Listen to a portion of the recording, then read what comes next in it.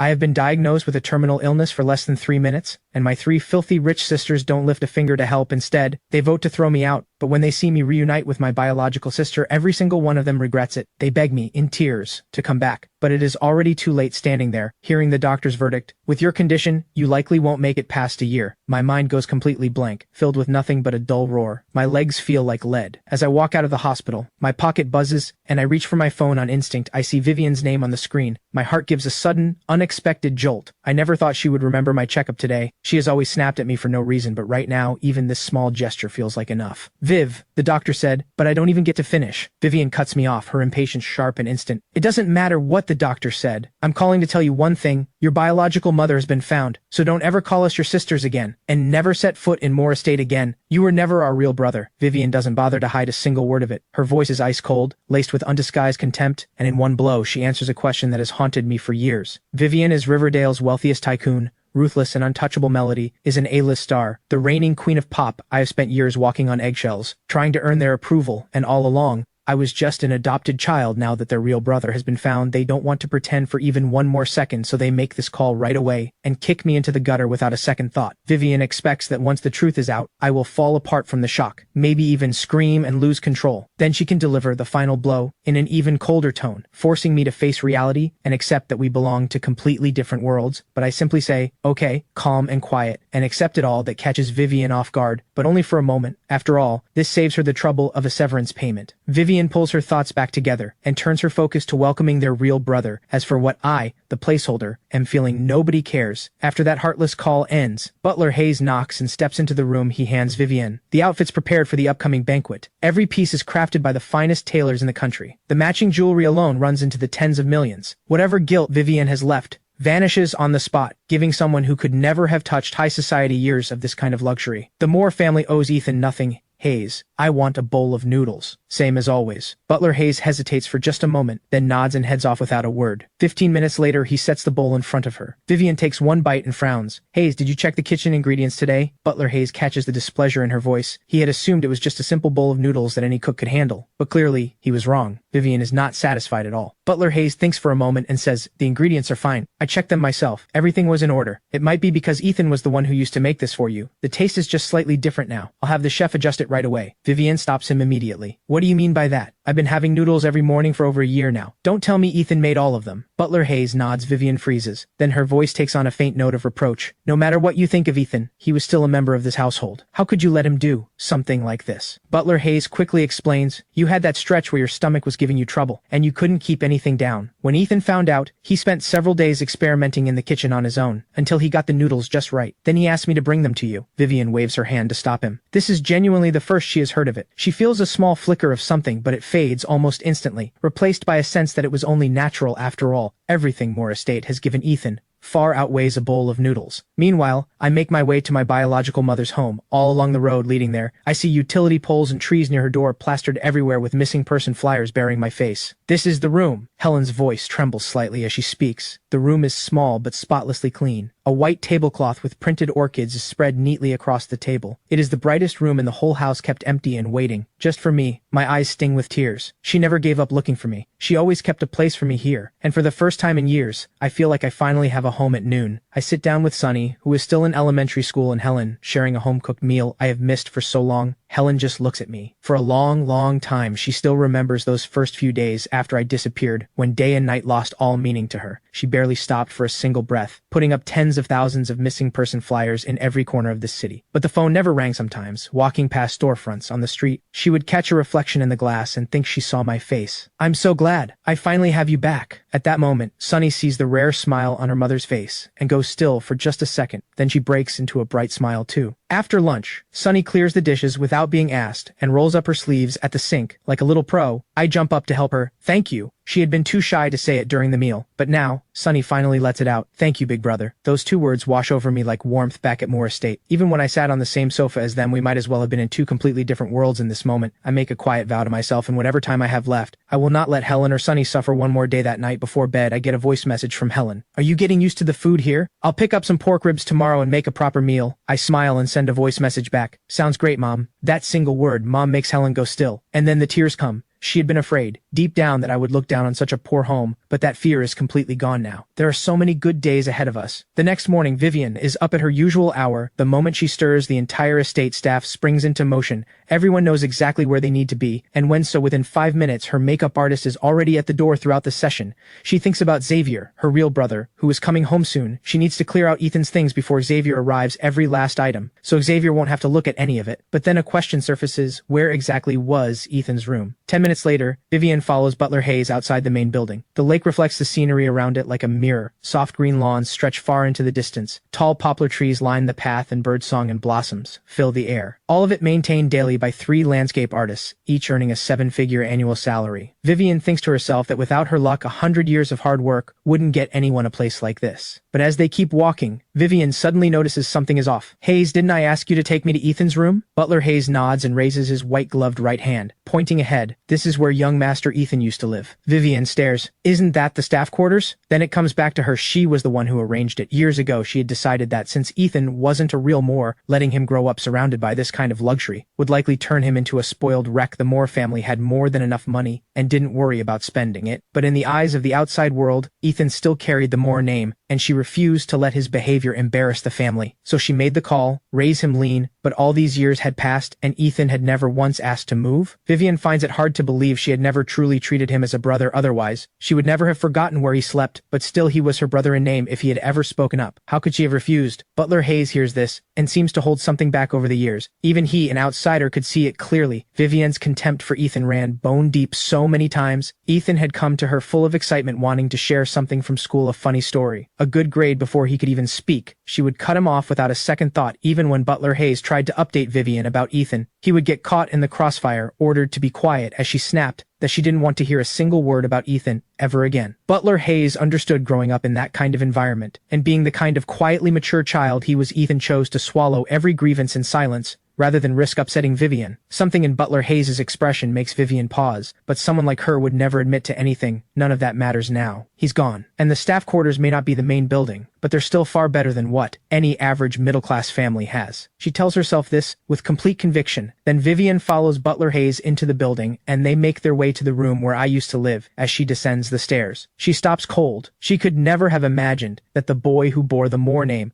was living in a basement. She is about to turn on Butler Hayes when the memory comes rushing back. Hayes had originally set up a guest room in the main building for Ethan. It was Vivian who refused and ordered him to move to the North Wing instead. But the North Wing was entirely staff quarters with no spare rooms available, so Ethan had simply been put here. The room is not small. The furniture is adequate, but the moment Vivian steps inside, she is hit by a chill, a damp cold that seeps right through her. For the first time, she feels a thread of genuine guilt. The boy she had lived alongside for years, her brother in name, had been living worse than a regular member of staff. As she absently sorts through the things in the room, Vivian finds a collection of items in the drawer: a broken remote control car, worn-out building blocks, and a watch with hands that stopped long ago. At first, she sneers, an outsider to the end couldn't even throw out this worthless junk. But when she looks at the watch again, she goes still. If her memory is right, this is the watch she casually tossed to Ethan years ago. She never imagined that after all this time, even after its hands stopped moving, he had kept it like something precious. It dawns on her that the other items in that drawer were probably things her sisters had casually handed him over the years. She never expected that things given away so thoughtlessly could have meant so much to him. Vivian had planned to throw it all out, but something, maybe a flicker of guilt, stops her. She decides to return the items to Ethan. Instead, call it a final goodbye part on civil terms. After packing the old items into a storage box, she finds a stack of papers tucked at the back of the drawer. She pulls them out. They are financial aid applications. Her brow furrows. She is genuinely confused. Hayes, didn't I have you send him a monthly allowance? Why was he so broke that he had to apply for financial aid? She doesn't mean anything deep by it. She just finds it embarrassing that someone living under the Moore roof was going to school to beg for pocket money. It would look like the Moore family was mistreating him. But as soon as the words leave her mouth, she thinks of her own decision to raise him. The allowance she gave him was nowhere near what a wealthy household would provide. It was barely what an ordinary family would give, $2,000 a month. But even so, even on just $2,000, he shouldn't have been broke enough to need financial aid. Butler Hayes lowers his head and explains the $2,000 was delivered every month, on time. Every single month. But once,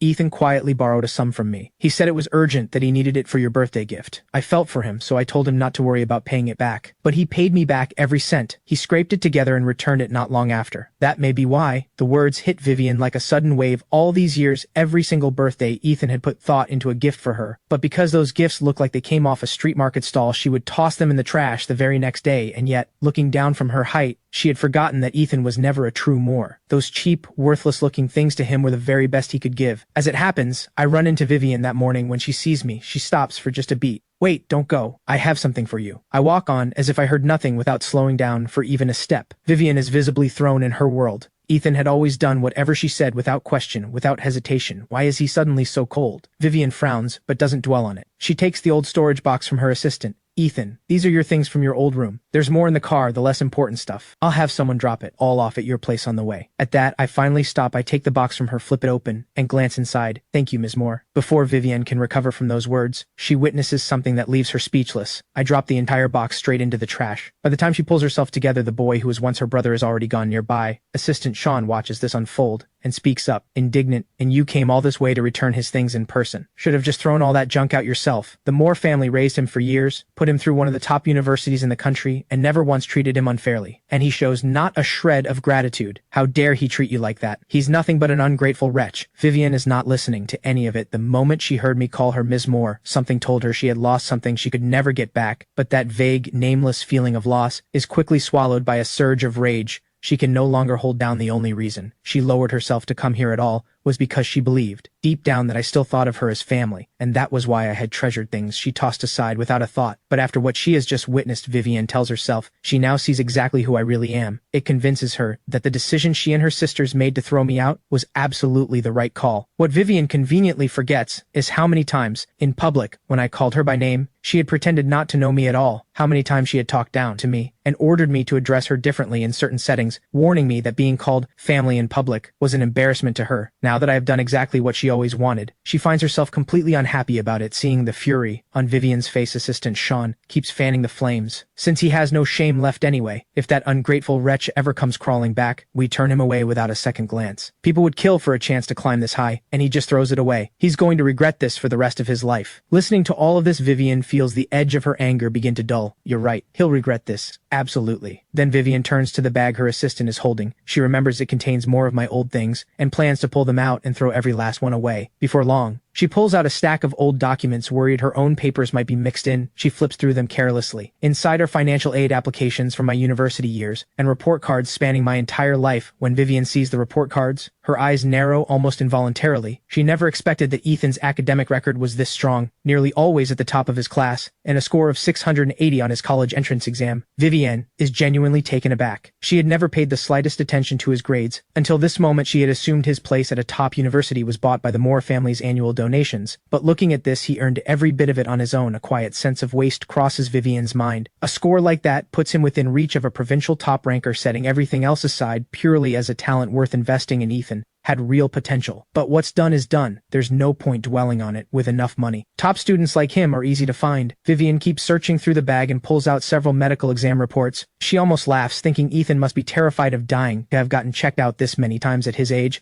And just yesterday on that call, she heard him mention a doctor. Curious, she opens one of the reports to see what he was actually being examined for. It is a checkup record from when he was 16. When she reads what is written there, Vivian goes completely still. The attending physician has written clearly, patient reports frequent heart palpitations and low-grade fever over the past 2 weeks, along with dry heaving. Initial assessment pointing to malnutrition-induced liver damage. Final diagnosis, hepatitis. Vivian stares at the page, stunned. How is that possible? Every meal at Moore Estate is designed by a certified nutritionist. How could anyone living there be malnourished? Then it hits her. She had never once allowed Ethan to eat at the same table as them. There was a time, years ago, when all the sisters came home to the estate, and Ethan had gone out of his way to stock the kitchen with ingredients and spent hours cooking a full spread. That time, Vivian had almost made an exception and let him sit with them. But 2 unexpected guests arrived at the last moment, and she had Ethan give up his seat and go eat with the staff instead. Thinking back on it, Now she begins to see it differently. Ethan had always been the kind of person who accepted everything quietly obedient to a fault. He hadn't shown a trace of resentment that day, just swallowed his hurt and walked away. And so Vivian had never thought twice about it now. Something finally clicks. All those years living under the same roof had built something in her, some small measure of feeling for him, but the prejudice in her bones ran too deep. She had always, at her core, treated him as an outsider. But even if Ethan had been eating with the staff every day back in high school, crowded around the same table, how could that have led to malnourishment? Full of confusion, she calls Butler Hayes, not out of concern, not out of guilt. She simply wants to know whether the staff had done their jobs back then. The call connects quickly. She lays out her question in a flat, cold tone on the other end. Butler Hayes is quiet for a moment, then answers carefully. It may be that during that period Ethan often missed meals. You had given strict instructions not to coddle him, said it would give him bad habits and embarrass the Moore name, so his schedule was kept in line with the rest of the staff. But staff meals run on a fixed window, miss it, and the kitchen closes. So he simply went without. He went hungry. Vivian listens, growing more bewildered by the second. What does one thing have to do with the other? Was Ethan throwing a tantrum, refusing to show up on purpose, and ending up with nothing to eat as a result? Vivian lets out a cold scoff. If he was doing that to himself, then he had it coming. Acting like a young master without the birthright to back it up. Butler Hayes listens, then says, with a tired smile, "Do you remember the time I asked you to arrange a driver for Ethan?" Vivian pauses, thinking, and a vague memory surfaces. It was Ethan who had brought it up himself. Vivian had heard it as an unreasonable demand and refused without a second thought. She had already decided to raise him. A personal driver was out of the question. She had even suspected he was getting above himself, wanting to show off by riding around in an estate car. Yes, I remember something like that. But what does that have to do with food? Was he sulking over it, refusing to eat as some kind of protest? Butler Hayes shakes his head quickly. Ethan didn't complain. Not once. The very next day he used his allowance to buy a bicycle and rode that beat-up bike to school and back every single day. Vivian hears this and nods inwardly. Young people should get more exercise. But what Butler Hayes says next shatters every comfortable assumption she has been holding onto Butler. Hayes sighs and continues. The high school was very far from the estate. Even by bicycle it took over an hour. To get there on time every morning, Ethan had to be up by 5:30 in the morning, but the staff breakfast window at the estate, without exception, ran from 7 to 9, which means every morning when he left the house, the kitchen hadn't even been lit yet, and in the evenings, he was often too buried in schoolwork to make it back in time. Butler Hayes lets out a long, heavy sigh. Back then, he had watched all of this and felt helpless. He had brought up Ethan's eating situation more than once, but Vivian had cut him off every time, insisting everyone be treated the same. No exceptions, no special treatment. The words land like a bolt through Vivian. She finally sees just how badly she had gotten it wrong. She has always moved through the world in chauffeured cars. She had long forgotten what it costs to live without, that she had always assumed that a kid from an ordinary background had no business asking for a private driver, and naturally took Ethan's request as entitlement. She had completely overlooked how remote the estate was, and how far it sat from his school. His request had been completely reasonable, and even if the driver was off the table, even the smallest adjustment, having a cook start breakfast a little earlier, the way any normal family would for a child matching his schedule, would have been enough. But she had shut down both options herself. Vivian has no choice but to admit it. Now Ethan starved his way into illness because of her. After she hangs up, assistant Sean, who had been so vocal just moments ago, now stands there feeling the sting of it too. But Ethan is still an adopted child, not Vivian's real brother. Vivian knows she was wrong, but a lifetime of looking down at the world makes it impossible to bow her head to anyone. She will just send someone to drop off his things. Meanwhile, back at Moore Estate, a young woman sits alone at the edge of her bed. Her skin is flawless, delicate as fine porcelain, the kind of beauty that draws every eye in every room. Her name is Melody Moore, the reigning queen of pop. Her latest release, just out recently, shot straight to the top of every major streaming platform. But last night, Melody could not sleep. She is terrified of sliding back into that darkness of becoming someone who lies awake, hollowed out, night after night. So she tries desperately to remember how she had gotten through it the last time. Out of habit, she reaches for her phone, ready to call Ethan over to help her unwind. Her fingers pause, and the realization hits. Her Ethan is no longer here. She and her sisters drove him out themselves, but the pang passes quickly. He was never truly one of them. Xavier is coming home soon. Keeping a stand-in around would have been absurd. She has Butler Hayes find a massage therapist right away. Someone is sent, but no matter what, she cannot find that same calm she used to feel when I drag myself home. Exhausted, the living room is completely dark. There are steaming dishes on the table, but not a single person in sight. Then the bright hiss of sparklers fills the room. Light bursts through the dark. "Happy birthday, big brother." Helen steps out from the back room, smiling, and carefully sets a birthday cake on the table. Sunny dashes to the side of the room, yanks away a cloth, and reveals a small electronic keyboard underneath. She wants to play me a song she just learned. I am delighted, but also puzzled. When I arrived yesterday, there was definitely no keyboard in this room. This is not something a family like ours could easily afford, but I spot the clue quickly. A sticker on the keyboard reads,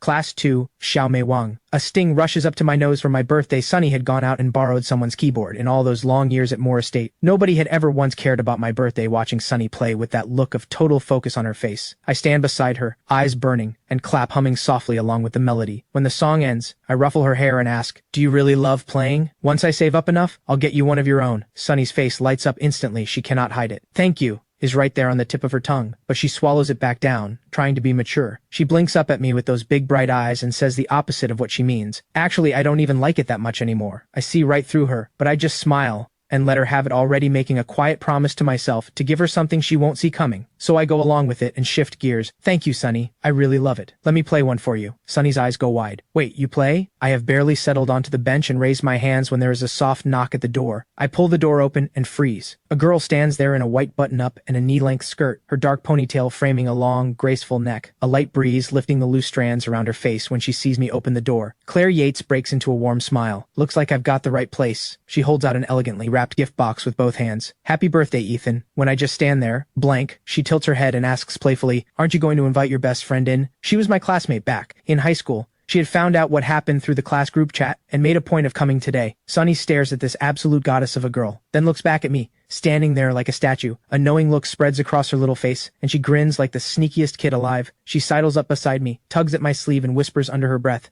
"Is that pretty lady your girlfriend?" The apartment is barely big enough to keep a secret. There is no way Claire didn't hear that. A flash of embarrassment crosses her eyes, and she spins around to stare out the window, pretending to admire the view, doing her best to look completely unbothered. But her ears have gone completely red. Then I open my mouth, and the words land like cold water. No. The truth is, I am not unmoved. A girl like her, adored by everyone around her, beautiful in every way, inside and out. But I am a dying man. What right do I have to talk about love? Sunny has no idea what is going on between the adults, and just drags me straight over to the keyboard. I let her, and settle onto the bench. My fingers move across the keys, and the melody pours out like water. Claire is caught by it instantly. The sting from a moment ago completely forgotten. When the last note fades, the sound lingers in the air. Sunny claps until her little palms turn red. "That was amazing. That's Melody's new song, isn't it? All the girls in my class have been singing it non-stop." I just smile and say nothing, letting it go because only I know the truth. This song belongs to a past life, the final piece from a world that no longer exists. At the same time, across the city at Moore Estate, Melody sits at her grand piano. Deep into the night, soft light falls over her, and as the melody rises, she looks every bit the queen she has become. As she sinks deeper into the music, the sound grows richer and more alive. When the piece comes to a close, Butler Hayes breaks into quiet applause. Every time she finishes a performance like this, he cannot help but think of the past. When Melody was just 7 years old, she had seen a master pianist on a screen, fingers blazing across the keys, drawing out music that felt like raw power, and fell completely in love with the instrument. Today, her fans call her a master, but when she first started, her teacher saw no talent in her at all. Her feel for music theory was weak, far less developed than children her age, and her fingers were too short to become a true master of the piano. Long, elegant hands were considered essential. Her teacher had said so in the very first lesson back then.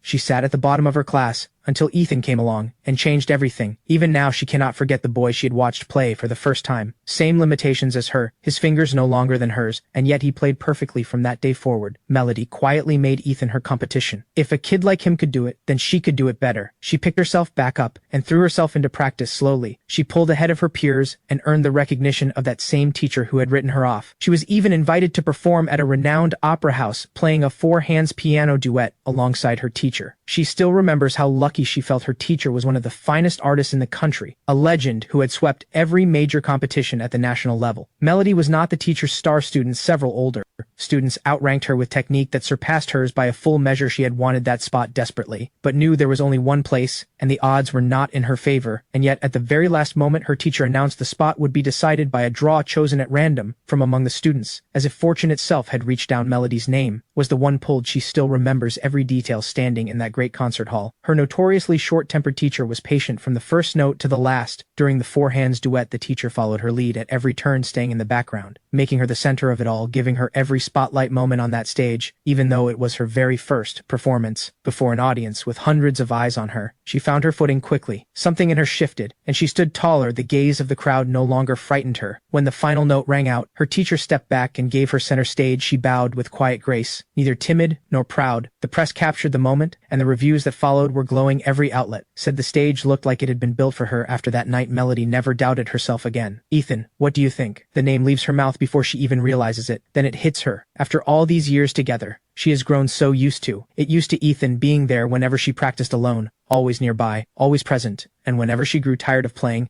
she would watch him take over and play, and somehow, that always settled something inside her. The thought leaves a quiet ache. She regrets the vote, the yes she had cast when they decided to send Ethan away. But then again, all of it was for Xavier, and Ethan was never truly a more sending him away, seemed reasonable enough. But then a solution comes to her. She has heard that Ethan's living situation is not good, that things are quite lean. She could pay him to come back as a practice partner. The idea pleases her more than she lets on, but she will wait a few days before reaching out. They only just threw him out. Calling him back right away would be awkward even for someone like her. As she rises to head back to her room, she notices the camera set up nearby. She had requested it herself, partly to keep a daily record, and partly to review her technique afterward, and find where she could improve. She had also, on more than one occasion, used the footage to quietly study Ethan's playing, so the thought comes to her immediately. There may be a recent recording of Ethan in there. It has been too long since she watched him play. She has Butler Hayes draw back the projection screen and plays the most recent footage of Ethan performing the moment that familiar melody fills the room. Melody goes completely rigid, disbelief written all over her face. She checks the timestamp on the recording again and again. Then the realization strikes her like lightning. The piece Ethan is playing in this recording is the very song she released 2 weeks ago, but the date on this footage is a full week earlier than the day she first wrote it back at home. I have just finished playing,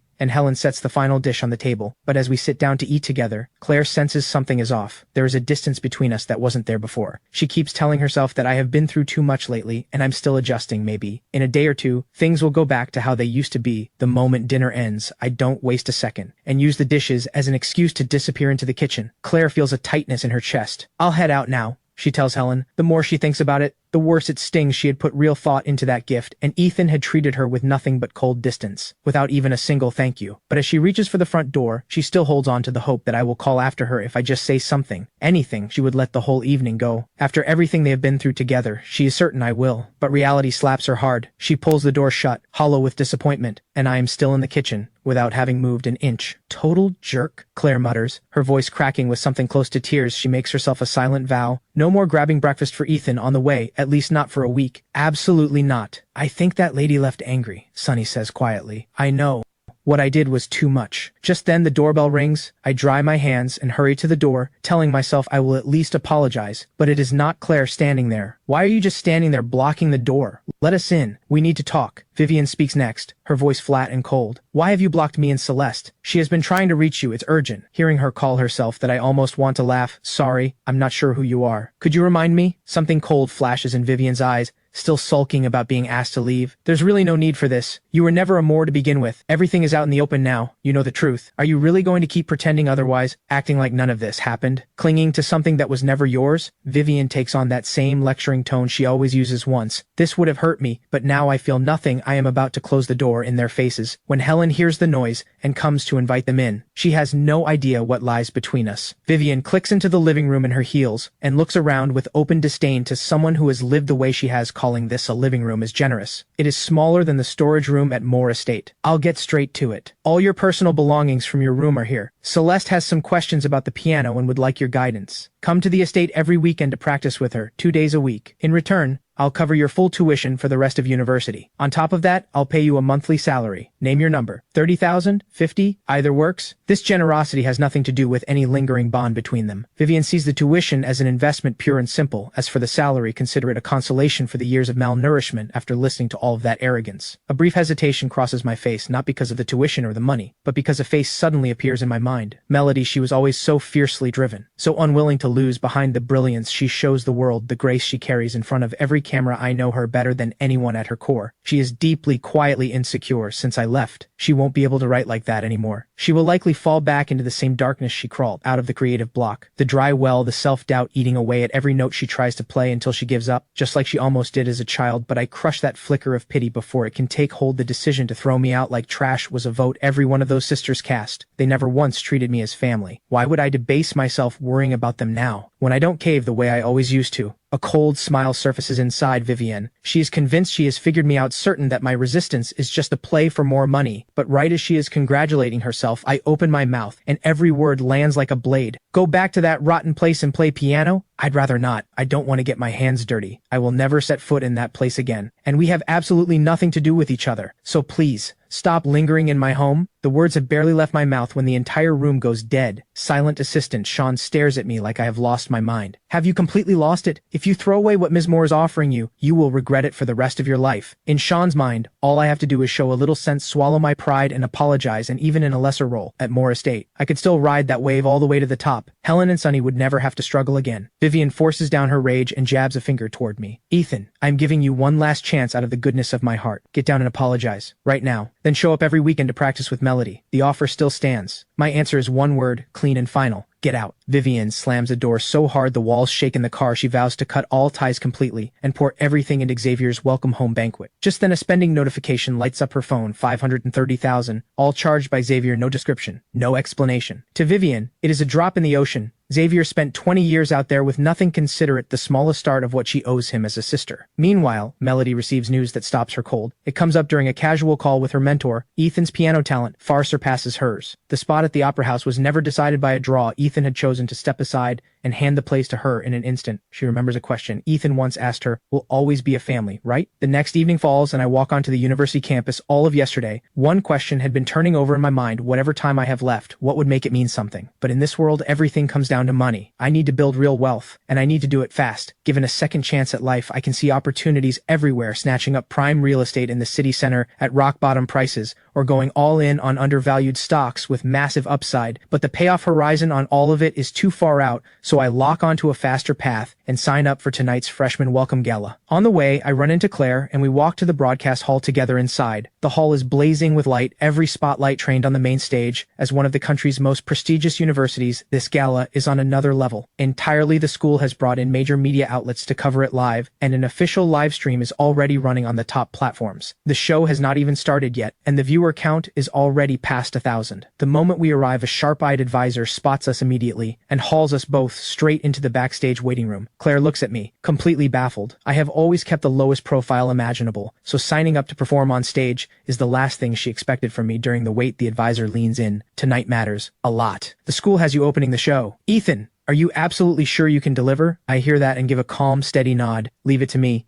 I think I can hold my own at the piano. Before long, the gala begins. The host sees me take my seat at the piano and cannot hide the shock on his face. Word spreads quickly that I'm performing an original piece. The crowd starts murmuring, "Who even is this guy? An original composition? Just like that? Does he actually have the chops to pull this off? You really don't know? Where have you been?" That's Ethan Moore, the brother of Riverdale's wealthiest tycoon, though from what I heard, the real son came back a few days ago. The Moore family already put out a statement cutting all ties. Then comes a clean, sharp click, and every light on stage goes out at once. The hall drops into a silence so complete you could hear a pin drop. A single blinding spotlight ignites from above and locks onto me. I follow the light to the piano at the center of the stage and settle onto the bench with calm, unhurried grace. I lift the lid, adjust the microphone, and in the held breath of thousands, the music pours out like a mountain stream, finding open water, a melody no one in that room has ever heard before. Students and faculty look at each other in stunned silence. They had come ready to be entertained by a failure, expecting something rough, half-finished, embarrassing. Nobody expected this to be real. Soft notes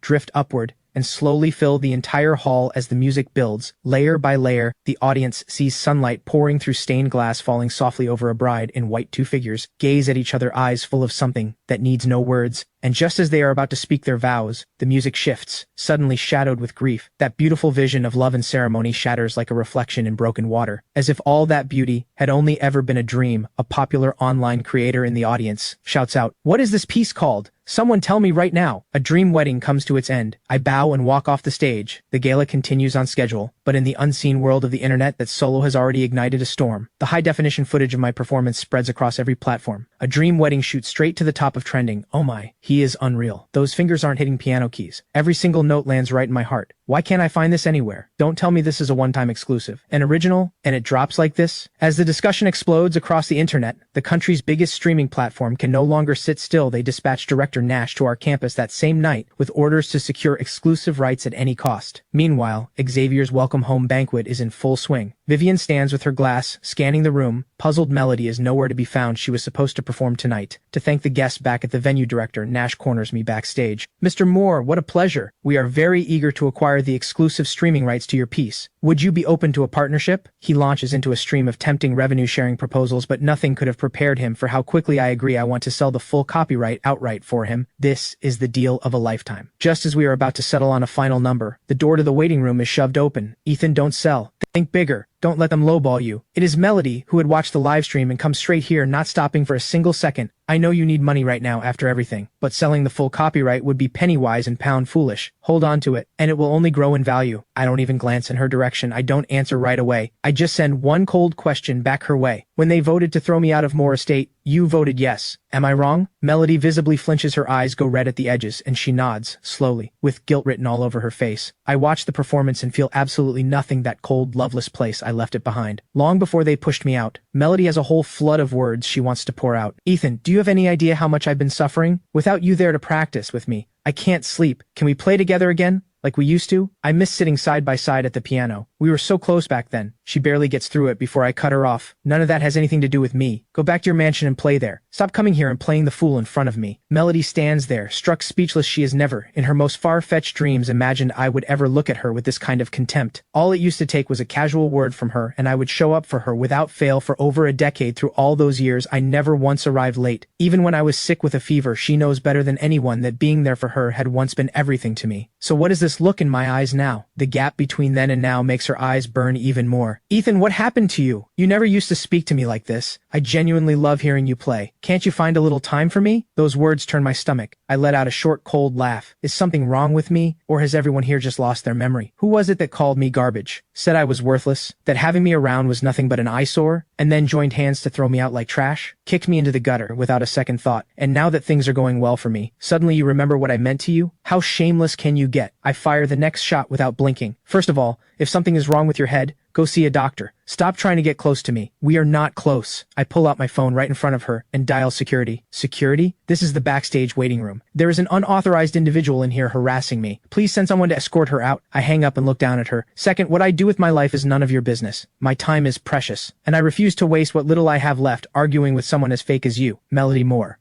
In that moment, a wave of grief and humiliation crashes over Melody. She never expected things to spiral this far out of control in the past. She had thrown plenty of tantrums and caused plenty of trouble, even trampling over my dignity more than once without a second thought. And every time, all it took was a half-hearted apology from her for me to forgive her without hesitation. By the next day, we would be fine again. So she had always assumed that as long as she was willing to back down, this time would go exactly like all the others, that if she just lowered herself enough to admit fault, I would be grateful and go right back to being by her side. So no matter how hard she tries, she cannot make sense of it. She had swallowed her pride and come here in person, and I had shut the door in her face without flinching. She is still forcing down the shock and humiliation, and bracing herself to pull rank and guilt trip me again, when the security guard storms into the waiting room. Excuse me, miss, are you a student here? If not, I need you to leave immediately. A flicker of panic crosses Melody's face. For the first time, she steps forward, as if she is about to argue her way through it, but I've already put on my noise-canceling headphones, completely ignored. She feels a surge of wounded pride, and a sharp, needling ache spreads through her chest. She cannot understand how it has come to this, and even less how the boy who once looked at her like she was everything could have changed so completely for the first time. Someone who has always stood above everyone else feels afraid. She is terrified that the shadow that always followed her has finally, in this moment, broken free from her for good. As the security guard grows more firm, Melody has no choice but to bow her head in shame and be escorted out of the room like a stray dog with nowhere to go. When she drifts back to Moore Estate, hollow and lost, Xavier's welcome home banquet is winding down. Xavier is on stage, performing under the spotlight with everything he has, when he suddenly spots his second sister standing in the crowd. Completely blank-faced, he assumes his singing has moved her. He has no idea that Melody is on the verge of tears, precisely because his singing is so painful to listen to. The contrast is sharp. Ethan had commanded the entire room with nothing but his piano, and yet her real brother on that stage sounds like a cat being stepped on. The difference is so painful it makes her want to cry. She makes it through the night in agony and wakes up well past mid-morning. The first thing she does is grab her phone and send a cautious message into the chat window, hoping to find out whether she has been unblocked. But the moment the screen lights up, a news notification pops up. The streaming platform has officially announced a deal with piano prodigy Ethan Moore, acquiring the full copyright of A Dream Wedding for $2 million. After reading the announcement, she cannot hold back. What an absolute fool. He has zero business sense. She had pleaded with him not to rush into selling. With her years of experience in the industry, she can say conservatively that within 10 years the royalties alone would have been worth at least $5 million, not counting the staggering returns 20 or 30 years down the line. The news makes her chest ache and her mind race. After witnessing that performance that had shaken the entire internet, she knows Ethan's technique has reached a level beyond compare, carrying the kind of depth that takes masters decades to earn. That realization pulls her into a doubt she cannot shake. Had Ethan been holding back all along every time he sat beside her as a practice partner? How else could he have burst into brilliance the moment he left? Had he been quietly making way for her pride this whole time? With $2 million in hand, I head straight to the hospital and come out with a bag full of imported medication, then squat by the side of the road and tear into a street crepe like I haven't eaten in days. Nash Carter happens to walk past and sees the whole thing. If he hadn't seen it with his own eyes, he would never have believed it. The piano prodigy who just pulled in $2 million from a single piece is crouching on a curb eating street food like a construction worker on lunch break. True to every clause in the buyout contract, I go into the studio and lay down the full recording of A Dream Wedding. Nash Carter brings over a premium cup of tea with both hands. Mr. Moore, the full payment has been transferred. Every last cent. The reason he is rolling out the red carpet for someone my age is simple. I have just turned 20, and at 20, I have already produced something that belongs in the canon. Who is to say this isn't just the beginning? What if there's a second piece? A third, just waiting to be pulled out? Better to pour resources in now and lock down goodwill so when the next masterpiece comes,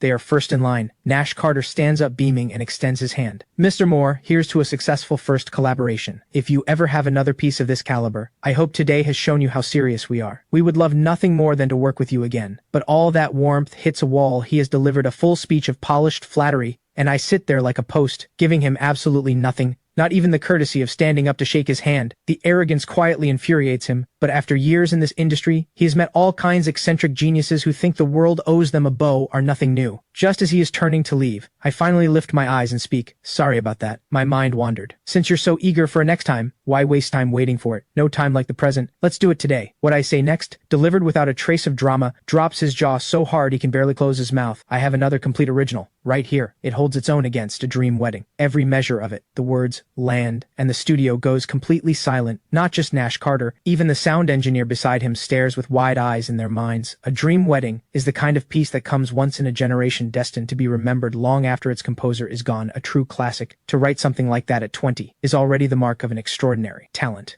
And yet, right here in front of them, I am claiming to have another one, sitting in my pocket at the same level. How could that not send a chill down their spines? The look on Nash Carter's face right now is something to behold. This is the real thing. He has struck gold. If Ethan can actually produce a second piece that matches the first, then the sheer scale of this person's musical gift is something almost too frightening to comprehend. And yet, how has someone this extraordinary spent 20 years completely unknown in this industry? Nash Carter steadies himself and with the utmost respect, invites me to sit burning to hear what this mysterious second piece sounds like. When my hands open across the keys, a torrent of dense, rapid notes pours out like a dam breaking open, and the music tears into something almost hysterical in its intensity. The moment my fingers touch the keys, something in me shifts as if I am using every note to rage against everything fate has handed me, pouring every last feeling out until there is nothing left. Nash Carter is trembling with excitement. He has found something priceless. A Dream Wedding, for all its breathtaking beauty, had one weakness: it was technically too accessible. This second piece goes in the complete opposite direction. The dizzying speed of the fingerwork looks almost like the hands are fighting each other at the same time in the grand, quiet halls of Moore Estate. Vivian has been knocking on Melody's bedroom door for a while. Melody, get up, come down and eat. But when the door slowly swings open, Melody is a mess. She drifts out like a ghost, hair tangled, eyes vacant. The sight of her gives Vivian a jolt. Melody, what happened to you? Are you sick? But she quickly figures out the real cause. Is this about Ethan? Did you sneak out to see him last night? Did he say something awful to you? Come on, I'll go deal with him right now. Vivian thinks she can understand Ethan giving her a hard time. After all, her own negligence had caused Ethan real pain. But what had Melody ever done to deserve this? Melody bursts into tears. Do you really think those songs were mine? Do you honestly believe I could write any of them? Vivian blinks and quickly tries to steady her. Of course they're yours. Who else could have written them? But those words only make it worse. Melody cries harder. It was Ethan. Every single one of them. He wrote them all for me. Have you lost your mind? How could that ungrateful wretch possibly write songs? Vivian has no idea what Melody is going on about. Ethan lived under this roof for over a decade, and she never once heard a word about any musical gift. And even if that were somehow true, even if he did know something about music, what would that have to do with your songs? Ever since Ethan blocked me, Mr. Vale has gone completely silent too. So I am certain Mr. Vale is Ethan. Vivian goes still. Then it hits her who Mr. Vale is. He had written multiple songs tailored specifically for Melody, each one of absurdly high quality, every single one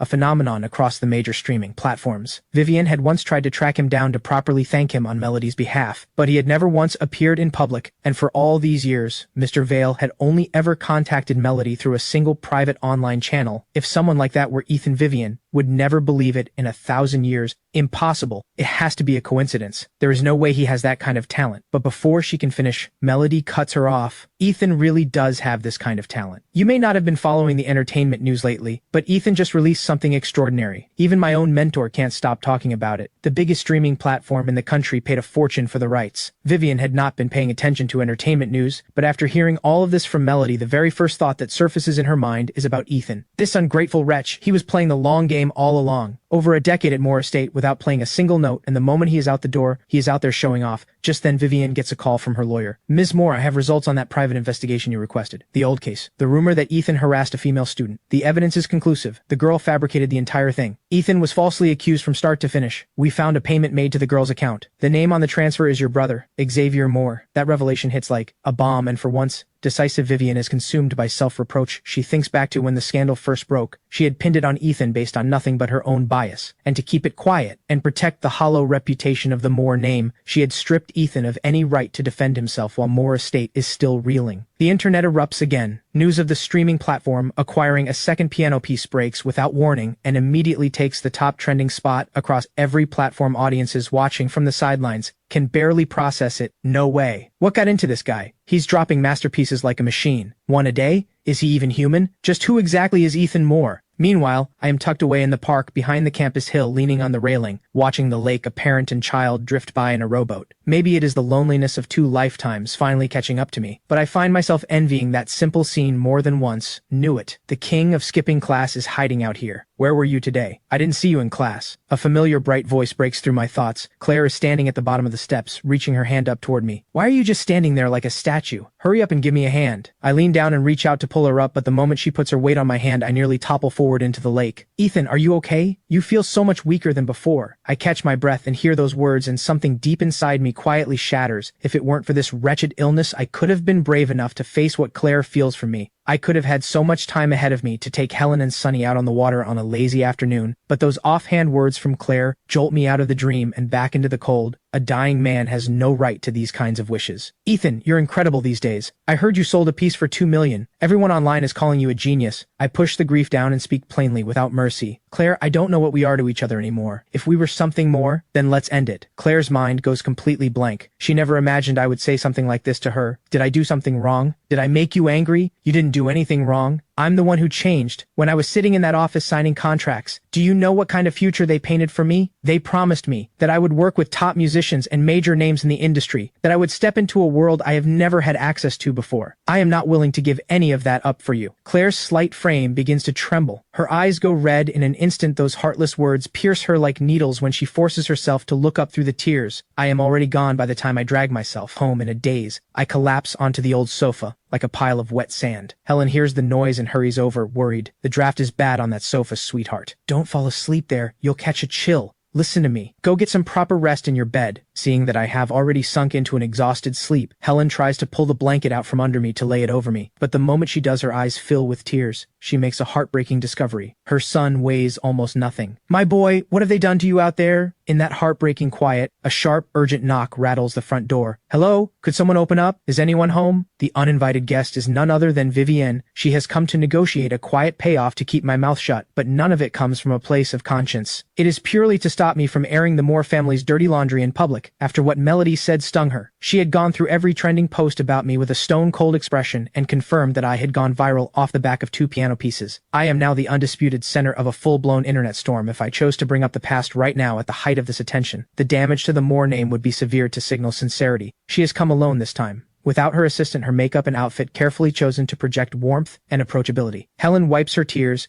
and pulls open the security door. When she sees it is Vivian, again, her normally gentle face darkens immediately. What do you want now, you heartless woman? Seeing Helen's hostility, the false smile Vivian has put on freezes on her face, but she is too seasoned a businesswoman to let it show for long. Last time got off on the wrong foot because of a misunderstanding between me and Ethan. I'm here today to have a calm conversation with him. I went by his university just now, but he wasn't there. I figured he must be home by now. While Helen is still processing this, Vivian slips inside. Just a small token. Please don't read too much into it. She sets 2 boxes glasses of extraordinarily expensive tea from the estate down on the worn, paint-chipped coffee table with a firm thud, but Helen snatches both boxes right back up and shoves them toward the door. Take it back. Nobody here wants your charity. The move stops Vivian cold. She thinks to herself that this family must have lost their minds, every single one of them, acting like they have a fuse waiting to blow in Vivian's mind. Helen was supposed to be the meek and easily managed type. So why has this woman suddenly grown a spine? Please, calm down. I genuinely came to see your son. I owe him a proper apology. I know I handled things poorly before. The truth is, Vivian has not only come under pressure to apologize, she also needs something from me, so she swallows her pride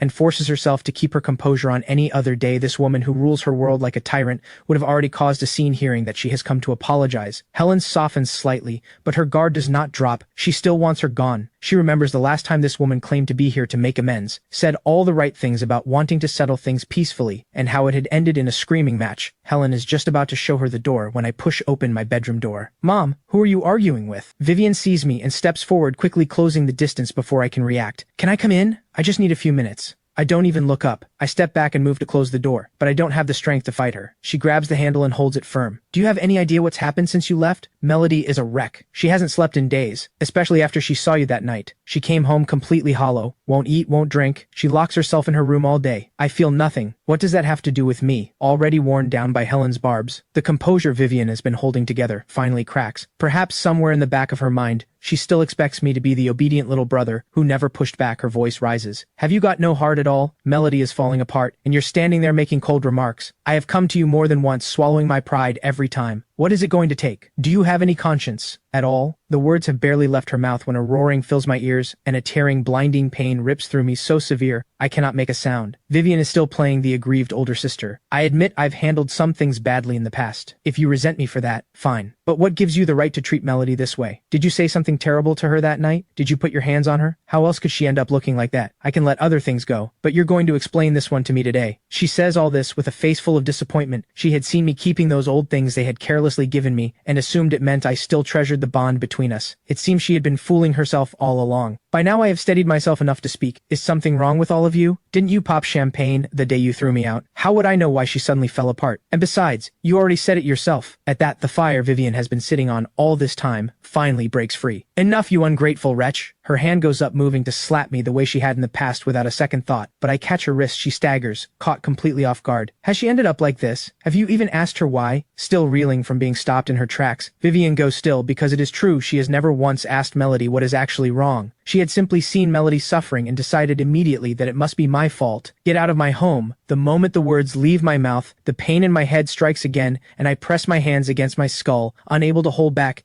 How dare you speak to me like— Vivian stops mid-sentence. Something about me is clearly wrong. Ethan, are you all right? The old report flashes in her mind. Malnourishment. Sit down. Rest for a minute. I'll book you an appointment with a specialist tomorrow. She tells herself this and feels a quiet sense of relief in her mind. As long as she has done this much, whatever happens to my health from here on out is no longer anything to do with her. And about what happened before, I was wrong. I had it investigated. That girl lied about you. She made the whole thing up, but it's all in the past now. Don't bring it up again out there. All this sulking and digging your heels in, it's just because of how things ended with the Moore family, isn't it? If you agree to what I'm asking, I will allow you to come back to Moore Estate. She had worked this all out before she arrived. Consider it a form of compensation. And once back, I would naturally be around to support Melody again. And from a purely business standpoint, Ethan is worth investing in when she weighs it all up. This is the decision she lands on. But there is one condition for your return. You need to apologize to me and to Melody. After all, if you come back, we are family. And some of the things you said, and the way you acted, that crossed a line. Vivian settles back into that familiar lecturing posture. She misses the version of me that did what he was told, so even while offering this concession, she still needs to put me in my place. I am so angry I can barely think straight. I genuinely do not understand where she gets this confidence. What are you talking about? I am already in pain, already at the end of my patience, and now I have to stand here listening to this, and I snap. From the moment you made that call, have I said a single word about wanting to come back? Who gave you the idea that I wanted any of this? You're the one who shows up here like clockwork, every few days for what exactly? Is there anything going on in that head of yours? Vivian explodes. Fine. I have said everything there is to say. I have done more than my part. That's on you. You will never set foot in Moore Estate again. Not even if you get on your knees. That makes me laugh out loud right there. Oh, thank you so much. The thought of never going back to Moore Estate, I might just cry. Actually, while we're at—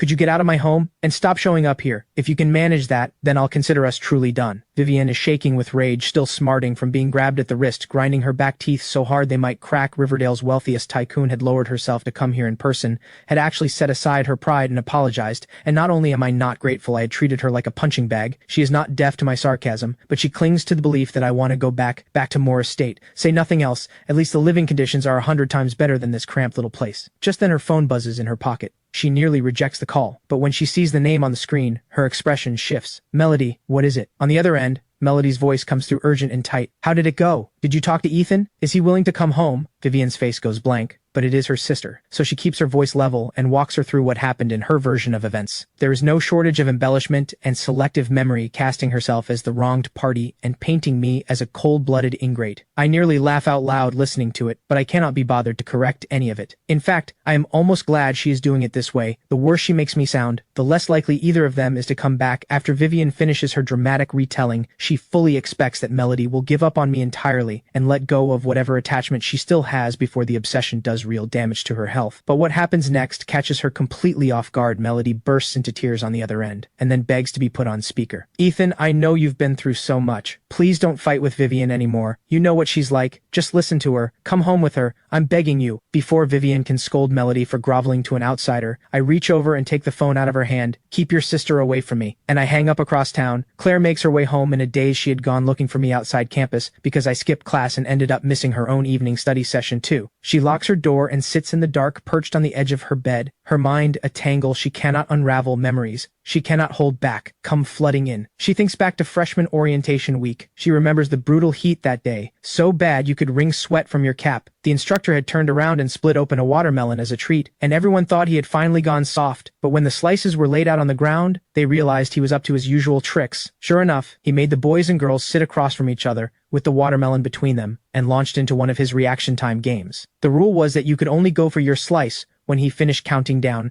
and called out the word, and not a moment before, but he barely started counting before shouting the signal. The moment everyone sat down, the whole group erupted into chaos. Claire remembers it clearly. She had let her focus slip for just a second and fell a full row behind. By the time she reacted, I already had my hand on the slice across from her. She snapped back to attention, and just when she had accepted that her piece was gone, I slid it across to her. She froze until the crowd around them broke into knowing cheers and teasing, and she came back to herself, face burning, and quietly picked up the slice. As for me, the others teased that the gesture had earned me first pick. When it came to matters of the heart, the smile has barely formed on Claire's lips. When another memory surfaces, the incident in their final year of high school. She had been walking home alone after school when a middle-aged man appeared with a knife. He had no grudge against her, had never even met her, but he came at her like he had lost all reason, charging toward her with the blade raised. People on the street screamed and scattered, huddling at a safe distance, doing nothing more than calling the police. I didn't hesitate for a second. I dropped my bike, grabbed a mop from outside a nearby shop, and knocked the knife out of his hand, then held him down with help from a few bystanders until the police arrived. She remembers sitting with me at the hospital while they dressed the wound and sobbing so hard she could barely breathe, choking out the words, "Do you have any idea how reckless that was? You could have been killed." I hadn't said anything, just kept talking to her softly until she calmed down. She still remembers what she had blurted out. If something had happened to you, I wouldn't want to live either. I had talked her out of it, gently and firmly at the same time, and it was on that day that she made a quiet promise to herself that, if she ever found herself in that kind of danger again, she would give her own life for mine without a second thought. Memories like these go on,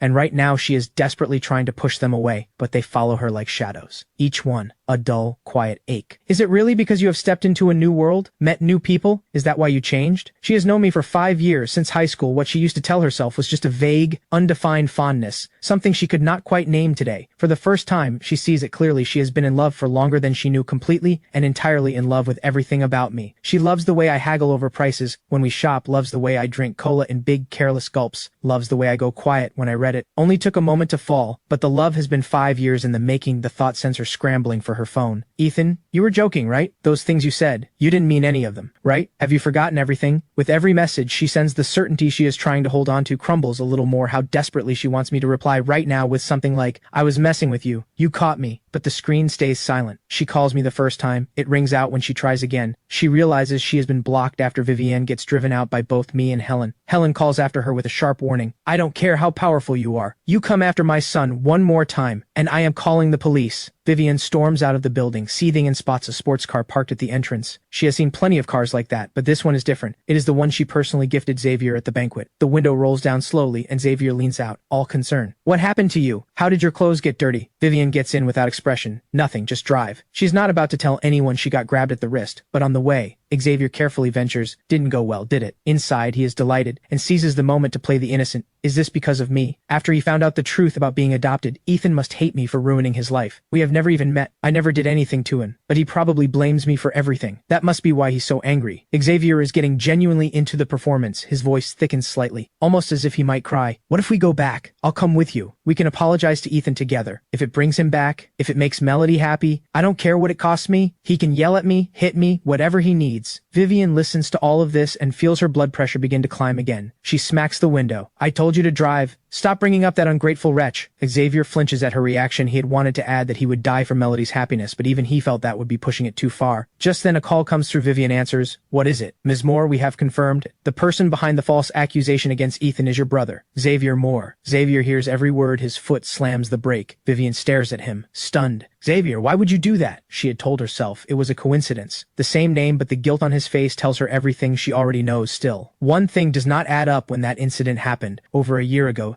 Xavier had not even been brought back to the Moore family yet. Why are you accusing me? What would I even have to gain? I just told you, if you want Ethan to come back, I'm even willing to go apologize to him. Vivienne hesitates. The truth is, she does not want to dig into this. The real Moore heir has been found. The stand-in is gone, and the family can finally move forward. She does not want to tear everything apart again, over Ethan. Half an hour later, they return to Moore Estate. The estate's layout had been revised dozens of times by a top-tier designer, from the sweep of the courtyard down to the exact placement of every decorative stone. Every detail, the result of careful, painstaking work. The pavilion in front of the main building faces the entrance directly. Melody, who has been waiting, sees two people step out of the car, and her face lights up before she can stop it. But as they come closer, and she sees clearly who it is, even though the one returning is her real brother, a flash of disappointment crosses Melody's face, because right now, in this moment, the one she was hoping to see was Ethan. Melody starts to say something, but Vivienne raises a hand to cut her off. Inside. We'll talk inside. The three of them go in together. Melody notices Mrs. Holland sitting in the living room. She already looks deeply uncomfortable, and when she sees Xavier, she begins to shake. Vivienne dismisses the other staff, then turns to Mrs. Holland, stone-faced. You signed a confidentiality agreement. What you did is a betrayal of this household. If I take you to court, everything you have ever earned will not be enough to cover it. Mrs. Holland trembles so hard she can barely stand, and before anyone even asks, she confesses everything. It was Xavier who gave the orders. He had told her to find a girl willing to falsely accuse Ethan of harassment, and the hush money had been transferred by Xavier himself. The words hit Melody like a bolt from above. She cannot make sense of why Xavier would do this. That was over a year ago. How could Xavier have had anything to do with it? But the facts are right in front of her. Melody stops trying to untangle the timeline and turns on Xavier with fury. Why would you do something so cruel? Do you have any idea what that did to Ethan? But before she can finish, Vivienne slams her palm down on the coffee table. Enough! Haven't we had enough chaos in this family? Melody, he is your real brother. He went through years of hardship out there. No one looked after him. No one cared for him. Can you not give him a little understanding? Why are you always defending someone who was never even part of this family? Those words leave Melody stunned into silence. She tries to gather herself and push back, but Butler Hayes quietly intercepts her nearby. Xavier lets out a private sigh of relief. He had braced himself for serious consequences and cannot believe Vivienne is letting it go like this. Vivienne raises her hand, but in the end does not bring it down. No one is to speak of this again. As far as she is concerned, she has already apologized to Ethan for this. The whole mess was settled long ago, and there is no point in tearing the family apart over someone who was never truly one of them. What matters is that the family lives in peace. As for why Xavier had done it, Vivienne has a rough idea. For years, she had been searching for her real brother, tracking down and checking countless adoptive families. About 2 years ago, she had reached out to Xavier's adoptive parents asking about the boy they had taken in, but something had gone wrong along the way, and it took another year before she got a definitive answer. During that year, she had been in contact with them multiple times before finally confirming that the boy was Xavier. They went through the DNA verification process and brought him home, in all likelihood. During that stretch, Xavier's adoptive parents had told him what was happening. As for his motive, she puts it down to insecurity. Finding out there was someone sitting in his place acting on impulse and doing something foolish. She can understand it watching Vivienne brush it all aside so easily. Melody suddenly understands a great deal. Vivienne's prejudice against Ethan goes all the way to the bone. Ethan had been punished mercilessly. Over this accusation, in Vivian's version of events, he had been cast as irredeemable. Now Melody finally understands why Ethan refuses to come back under any circumstances. It is all right there, in front of them. Vivian will not even bother to clear Ethan's name, give him back what she took from him. How could he ever want to come back? Melody, go wash your hands, dinner is ready. I'm not hungry. Melody says it flatly and walks away. On the way back to her room, something suddenly strikes her. Is the false accusation really the only thing Xavier did? The more she thinks about, the more uneasy she becomes. In Ethan's final year at Moore Estate, it seemed like trouble followed him constantly. Whatever patience Vivian still had for Ethan was completely exhausted during that year, and it was just days before Xavier came home that she made that cold and final decision. The next morning, staff from the streaming platform show up at the door. They want to film a live stream documentary following a musician's daily life. It is part of the $4 million contract. I am now at the top of the piano world, and combined with the show's existing audience, the moment the stream goes live, the viewer count is already closing in on 10,000. Is this really where Ethan Moore lives? Are they sure they have the right address? They must have the wrong place. This neighborhood looks like a scrapyard. This is where a star lives? Honestly, the earlier episodes of this show were pretty real. Let's not jump to conclusions yet. I push the front door open shortly after having been through a round of online harassment before I know exactly how vicious it can get, so I made sure the apartment is empty today. Just me, no family. The host takes one look at me, and something flickers in his expression. Is this really the piano prodigy who just pulled in $4 million? The young man in front of him is dressed like he got dressed in the dark. A plain crew neck sweatshirt, worn cropped trousers, and a pair of no-name running shoes. The whole outfit probably adds up to less than $30 in all his years hosting this show. Other musicians who dressed casually were still head to toe in high-end luxury brands. Some even brought their own stylists. Someone like me is a first. The comment section loses it. Ha! This is literally my wardrobe. I looked up the exact items. His whole outfit is maybe $6. Just made $4 million and this is what he wears? Is the penny pinching really necessary? The host runs through the standard professional questions asking about my creative process and inspiration.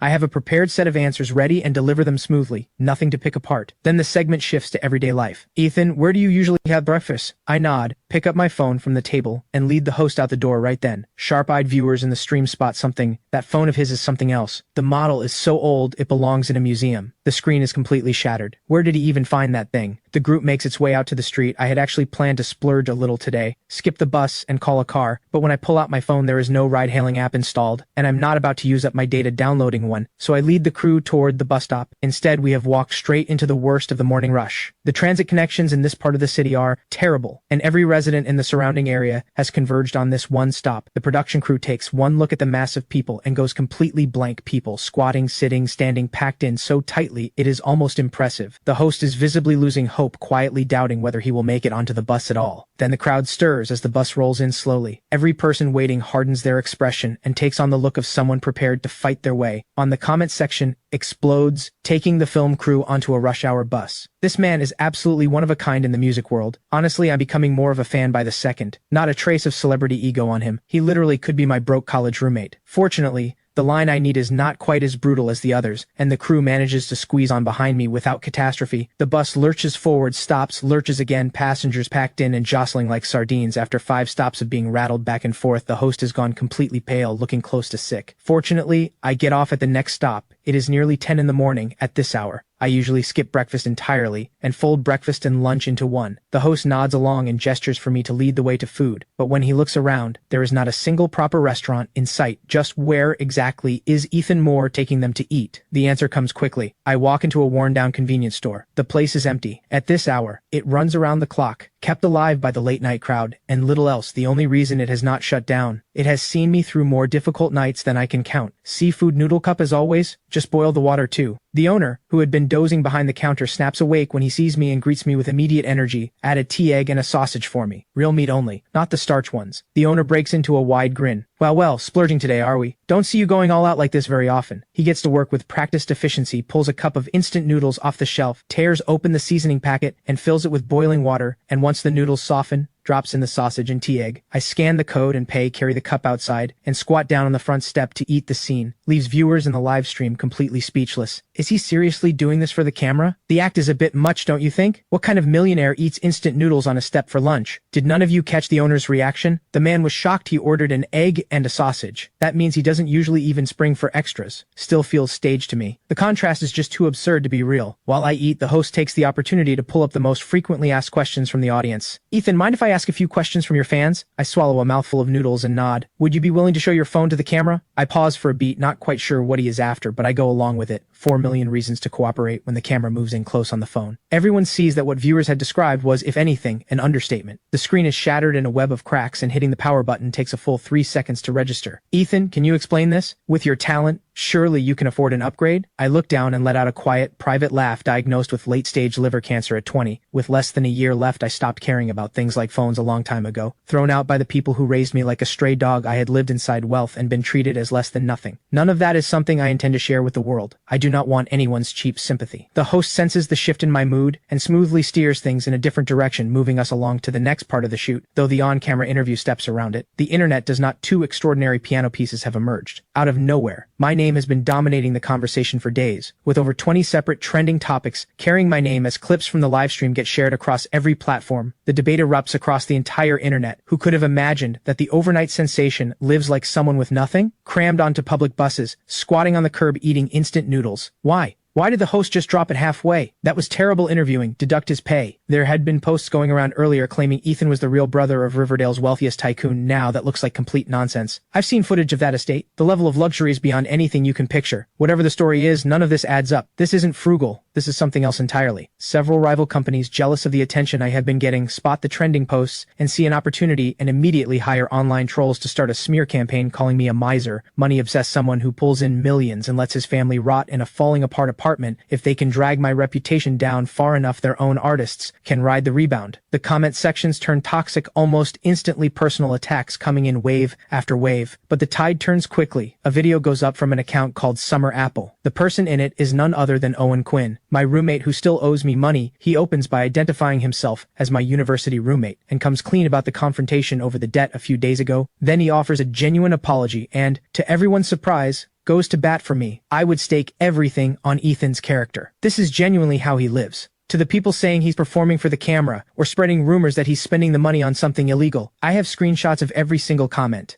If Ethan decides to take legal action, I'll be his witness. I've already spoken to a lawyer. We're ready. Owen then sets the record straight about my background. Ethan was the adopted brother of Riverdale's wealthiest family, yes, but he was only ever an adopted child. He has since returned to his biological mother. His mother spent years searching for him. There was even a local news segment about her search. I have no doubt he is saving every cent for his family. I genuinely cannot understand the filth some of you are putting out there. The video ends there because Felix Quinn had paid heavily to boost it, and it shoots straight to the top of trending. Felix had been watching my name climb the charts all week with growing dread, terrified that once I had this kind of platform, I would remember what happened at that restaurant, and one post with the chat logs would be enough to end his brother's career, so he had pressured Owen into recording the video as a peace offering. Felix is fairly satisfied with how it turned out. The tone was sincere, and the timing was right, and for now, the knot in his chest loosens slightly. The video causes a wave. Viewers dig up old news reports and find the coverage of Helen's years-long search for her son. For the first time, people begin to understand the weight I have been carrying. The streaming platform puts out a statement at exactly the right moment, announcing that the full copyright payments for both of Ethan's pieces have been transferred in full to his mother's personal account. That move flips the entire narrative. The smear campaign by the rival companies backfires completely and instead drives a surge of loyalty toward me. I have not posted a single thing, and my account gains 500,000 followers overnight. Watching the viewers pour into the live stream, the screen filling with messages of warmth and encouragement, I go still for a moment,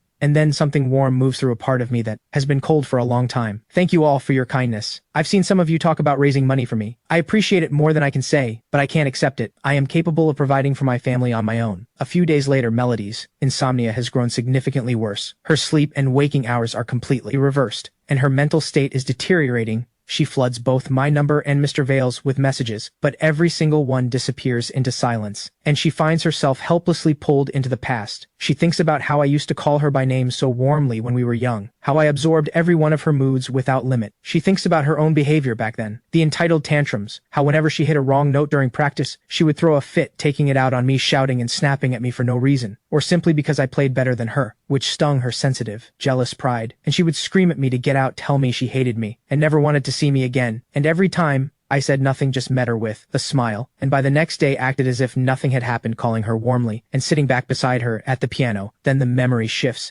to the day I came to her and apologized on my own. The image cuts into Melody like a blade, and with it comes the devastating certainty that nothing can be undone. Ethan, how did you become so cold? You used to be so gentle. I know I was wrong. Why won't you leave me even the smallest way back? Melody's tears spill over. If she had known the truth back then, known that I had gone out in a blizzard to beg her teacher to give her that chance, she would never have agreed to drive me out. Not for anything she would have fought for me with everything she had, but Melody understands now, with a hollow kind of grief, that even yesterday, when Vivienne had the full truth in front of her, she still refused to clear Ethan's name, and Melody had been too weak to stand against her, and beyond that one four-hands duet performance, Ethan had done countless things for her. In the shadows, things she is only now, after losing him, beginning to see. The thought of it makes Melody shake, as she cries, tears falling without stopping. She wipes her face, roughly grabs her phone, and opens the chat with Mr. Vale. The profile icon is still gray. The longer the silence goes on, the more certain she becomes that Ethan and Mr. Vale are the same person. Her fingers tremble as she scrolls back through the old messages, reading every word of encouragement Mr. Vale had once written to her when her first original song had swept the new music charts across every streaming platform. She had rushed to tell Mr. Vale the news. He had congratulated her, and then delivered a firm warning: one hit is nowhere near enough. If you can't follow it up with a second song and a third, the audience will forget you before you know it. This industry is full of people who burned bright for a moment and then disappeared into the crowd. Melody has achieved everything she set out to achieve,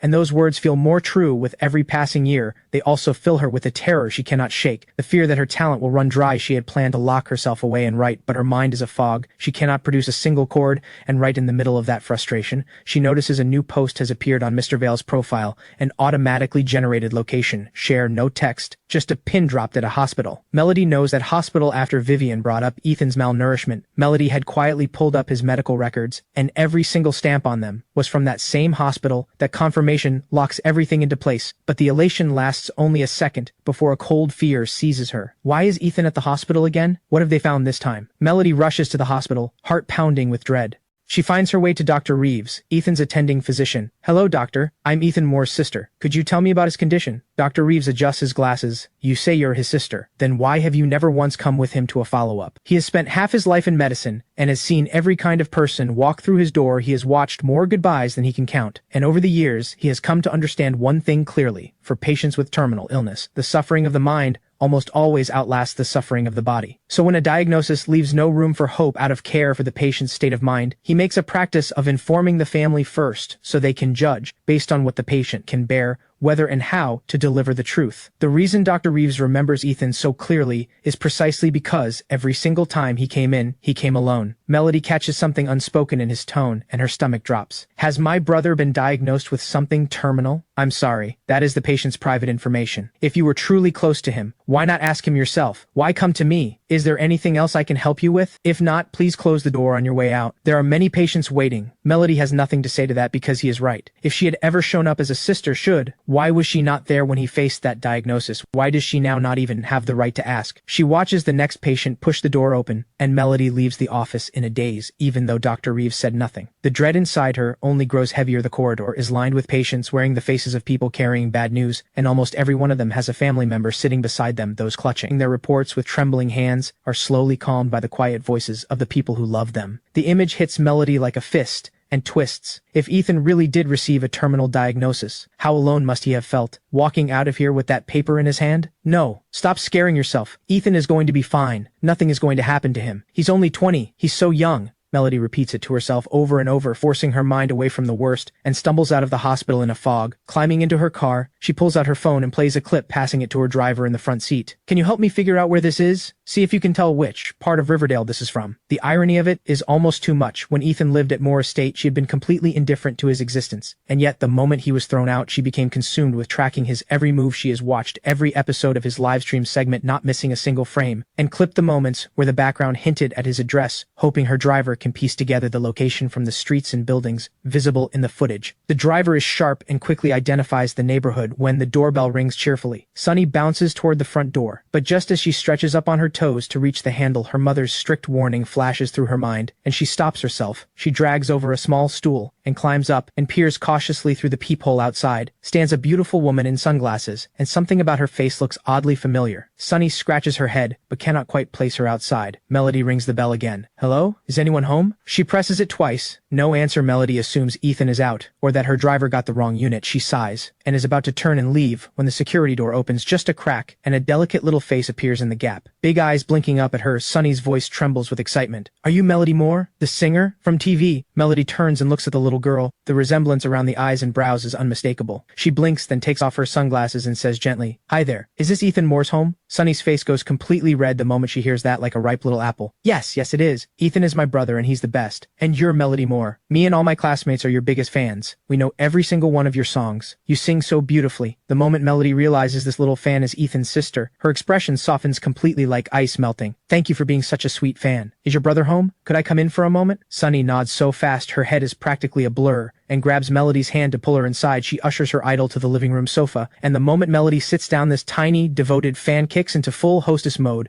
She runs to the fridge for juice, then digs through every cabinet to pull out the snacks she's been saving, the ones she usually cannot bring herself to open. As a singer who watches her diet, Melody almost never touches snacks, but she likes this little girl so much that she makes an exception and tears open a bag of chips and crunches through them together with Sunny. But during the light, cheerful conversation, Melody notices something, the faint trace of dried tears at the corners of Sunny's eyes. She has clearly been crying alone. Not long ago, Melody pulls out a tissue and asks softly, "Did something happen? Are you upset about something? You can tell me anything. I'm a big star. I can definitely help sort it out." At those gentle words, Sunny's lip trembles and she bursts into tears. The sudden outburst catches Melody off guard and she quickly pulls the girl into her arms. Hey, no more crying. You are the sweetest little thing. Your brother is practically famous now. If anyone at school gives you trouble, you go straight to your brother. He and I will sort them out together. While she is still comforting her, Melody's eyes drift to the coffee table, where an old phone sits with its screen still lit from the model and the worn cartoon case. It looks like an old backup phone Helen left at home so she could stay in touch with Sunny. The screen is open on a parent group chat, and messages are still flooding in. Something tells Melody this chat has everything to do with why Sunny was crying. She picks it up without hesitation and sees a pinned announcement sitting at the very top. Good evening, parents. In the spirit of honoring our teachers, the parent committee has decided, with Teachers' Day approaching, to organize a dinner in appreciation of our devoted teacher, along with a selection of fine gifts to express the gratitude of all the families in our class. The total cost will be divided equally among all 43 families. Each family's share comes to $93. Please confirm and transfer your contribution at your earliest convenience. Curled against Melody's side, Sunny lets everything out. Am I really just dumb? She asks. My teacher calls me stupid in front of the whole class every single day. She threatens to have me expelled. Melody's brow snaps together at Sunny's age. She is barely through the early years of primary school. 9 years of compulsory education is the law. What authority does a primary school teacher have to threaten a child with expulsion over grades? Could it be that Helen had not paid into the group's pockets, and Sunny was being made to suffer for it? Melody strokes her hair gently. You are not dumb. I think you might be the smartest kid I've met. That teacher is just trying to scare you. A child as thoughtful and well-behaved as you? The principal would never let that happen. At those words, a small light comes back into Sunny's eyes, but it fades just as quickly under the weight of doubt. But the teacher is really mean. She's made me stand in front of the class several times this week. She tore up my workbook in front of everyone. Said I was hopeless. Last week she moved my seat to the very back corner. Said a bad student like me belongs next to the trash bin. Melody listens with her jaw tight and her blood rising that a teacher could sink this low. Her own difficult childhood has taught her firsthand how devastating the wrong environment can be to a child's sense of self. To tear down a child's confidence this deliberately and call yourself an educator. But what is the grudge? What could a child possibly have done to deserve this kind of targeting? Melody cannot make sense of it, who hates a sweet, obedient little girl. Gently, carefully, Melody draws the full story out of Sunny. At every class meeting, the teacher drops hints about her after school tutoring sessions, pushing students to come do their homework under her supervision. But the fees are so expensive. I know how hard mom works just to get by. I didn't want to add anything extra on her, so I never told her. Everything clicks into place for Melody. Between this and the group chat demanding money for gifts, the teacher's motive becomes crystal clear. Looking around the small but tidy apartment, Melody feels the weight of it. The years Helen has spent raising 2 children alone. Sunny clearly understood the family situation,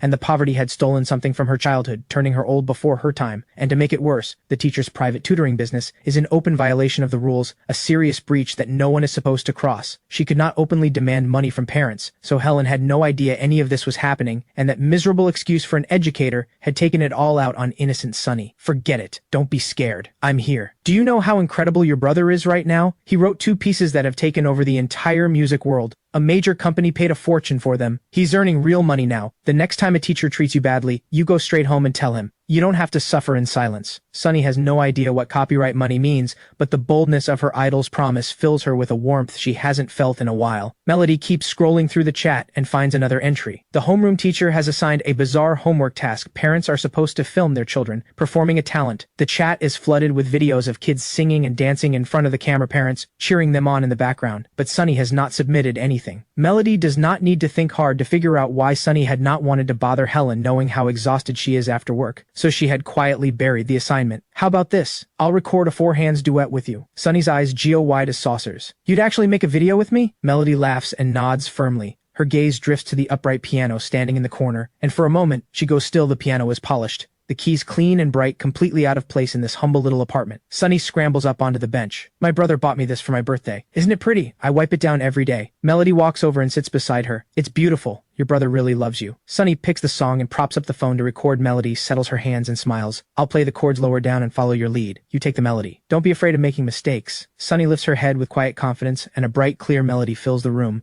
Melody's vision begins to blur in Sunny. She sees herself, the version she was once so proud of, the same slender, delicate fingers, the same soft, pale arms, the same unself-conscious confidence in front of a lens, and the music stirs something buried deep. The memory of the conservatory's brutal selection process surfaces, and the image of what Ethan had gone through to fight for her spot out in a heavy snowstorm, kneeling on the frozen steps of the concert hall, shaking with cold, like someone with nothing left to lose. Are you okay? The piece has ended, but Melody's hands are still hovering over the keys. Frozen. Sunny's voice pulls her back. Sorry, I got lost in my thoughts. You played beautifully. You have real talent. But right in the middle of that warmth, Melody's phone starts vibrating like it is trying to escape her pocket. She answers, barely gets out a word, and her manager's voice comes through in a full volume fury. Where on earth have you been? Don't tell me you forgot. Today's shoot. The entire crew is standing there waiting for you. The shouting jolts her. She glances at the date on her phone, and it hits her the past few days of sleepless nights and emotional chaos had stripped her of all sense of time. She fires off a string of apologies and promises she is on her way, then hangs up and starts pacing in a panic. She is completely stuck. She had already asked Sunny, but Sunny had no idea when Ethan would be back if she stayed. It could be midnight, but the production crew cannot wait another minute. Just as she is scrambling to say goodbye, her eye catches something in the bin beneath the coffee table. An empty medicine bottle. She picks it up and turns to Sunny. What is this? I was sweeping under my brother's bed earlier and found the empty bottle, so I threw it out. Melody turns the bottle over to look at the label, but the label has been peeled off completely and deliberately. Something cold settles in her chest. She takes a photo and calls a senior professor she knows in the medical field. He enlarges the image and studies it carefully. The label's been removed too cleanly for me to be certain. I can't give you a definitive answer, but based on the bottle shape and the color of the remaining packaging, this looks like a high-strength liver prescription. The words liver prescription land like a stone, and the dread that has been building inside her hardens into something final because Ethan's high school medical report had been explicit: severe hepatitis caused by malnutrition. Is there any way to tell exactly what it is? Try this. Put the opening close to your nose and smell what's left. Melody unscrews the cap and breathes in deeply. A sharp, overwhelming bitterness hits the back of her throat. It travels from the nose straight down into her chest. It's hard to describe.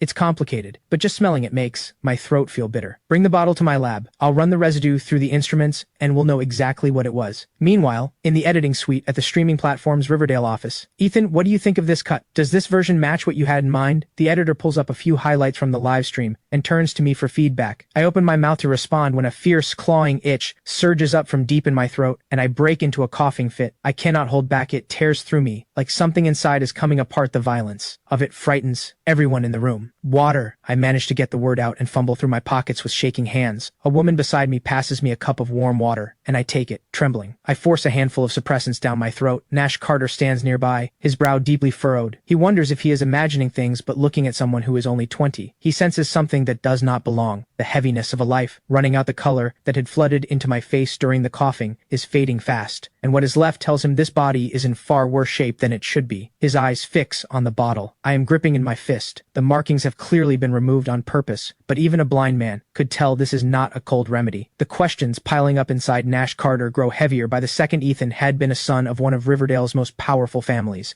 Without exaggeration, a family with that kind of wealth would have had a private medical team on retainer, regular full-body checkups, premium nutrition management. So how, at barely 20%, has his body deteriorated to this extent? Ethan, are you sure you're all right? The medication takes hold and the coughing eases. I lift my head slowly toward the woman who handed me the water and take in her face properly for the first time. She is tall, over 170, with a striking figure, and her eyes, soft and expressive, are filled with genuine concern, beautiful features, flawless makeup. She is clearly not someone who works behind the scenes. A middle-aged woman steps forward. Ethan, do you follow the singing competition circuit? Sienna here is your #1 fan. When we heard you were in the building, she insisted on coming personally. She'd love to have you perform at the finals. Whatever you name. I have barely caught my breath and my head is still not fully clear, so it takes me a beat longer than it should to connect the stunning woman in front of me with one of the biggest names in the industry. Nash Carter is gesturing frantically from the side, and I finally register just how significant this person is. Her mother is a legendary queen of the music world, and she herself is the reigning rising star. Nash Carter knows how badly I need money for treatment right now, and is doing everything he can to push this deal my way, burning a hole through me with his eyes, willing me to take the bait. Sienna Hart's vocal ability is not the pinnacle of the industry, but the money and connections behind her make her untouchable. One appearance on that stage alongside her, and the fee would be a number most people never see in a lifetime. But nobody expects what happens next. I turn them down flat. The manager's face goes dark. She had lowered herself to come here in person for someone who just arrived on the scene, and he has the nerve to shut the door in their faces. Her pride is on the floor, and her temper is not far behind. The room goes glacial with awkwardness. But Sienna Hart, for all her reputation for being difficult, does not look angry. She waves her stone-faced manager back. It was presumptuous of me to show up without an appointment. If there's ever a chance to work together down the line, I'll have my team reach out through the proper channels. I hope we get a chance to make something together someday. She has barely finished speaking when my throat gives out again,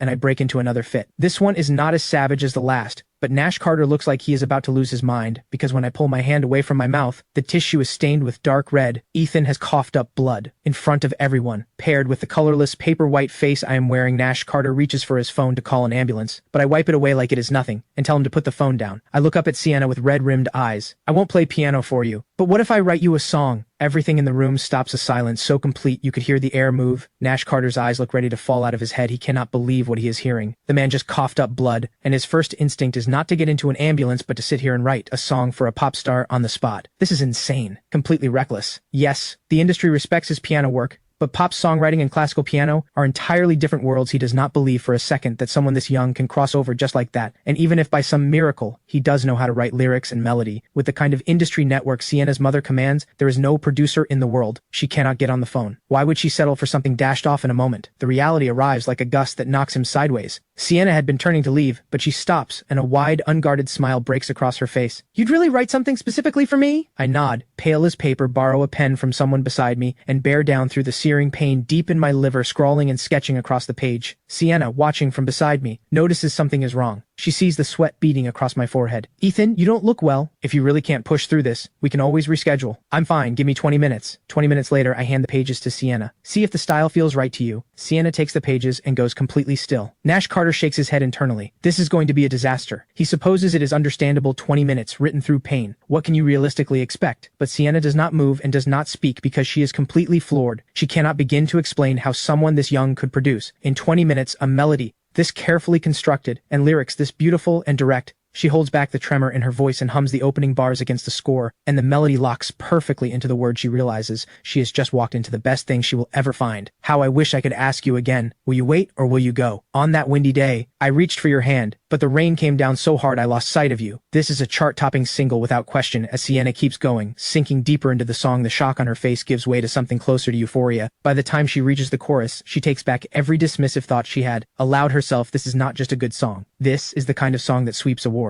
Is this really mine? She asks, her voice unsteady. Am I really allowed to have this? She is trembling. Every song she has released since her debut does not come close, and she has fallen for this one completely. I give a flat nod. Of course. Pay the right price and it's yours. 3 days later, the singer finals open at Riverdale Sports Center backstage. The floor director turns to Sienna. Sienna, it's almost time. Your track for Tomorrow Never Comes is locked and ready. Do you want to run through it once before you go on? Sienna shakes her head without hesitation. I'm not singing that one. The declaration hits the room like a thunderclap. The floor director nearly drops his radio. Tomorrow Never Comes is Sienna's signature weapon. The song that has owned the charts tonight is the grand final, streaming live across every platform, and her fiercest rival Melody Moore is in the next room getting ready. Everyone had assumed Sienna would bring out her biggest weapon and go to war, and yet here she is, 10 minutes before showtime, pulling the rug out from under everyone. She ignores the director's meltdown completely and forces the production team to swap the song. I follow Sienna to the backstage control room and begin tearing through the live band arrangement with surgical precision, which bar the drums need to come in to build the energy, where the ethereal backing vocals should layer into the chorus. I give every instruction without hesitation, and the seasoned musicians around Sienna are left staring in disbelief. Every adjustment I make lands with startling precision, perfectly matched to the melancholy heart of the song director. Sullivan cannot contain himself any longer. Did you write this piece yourself? I don't think we've been introduced. He looks me up and down like he is trying to classify something he has never encountered, and the more he looks, the more familiar the pale, sharp-featured face becomes.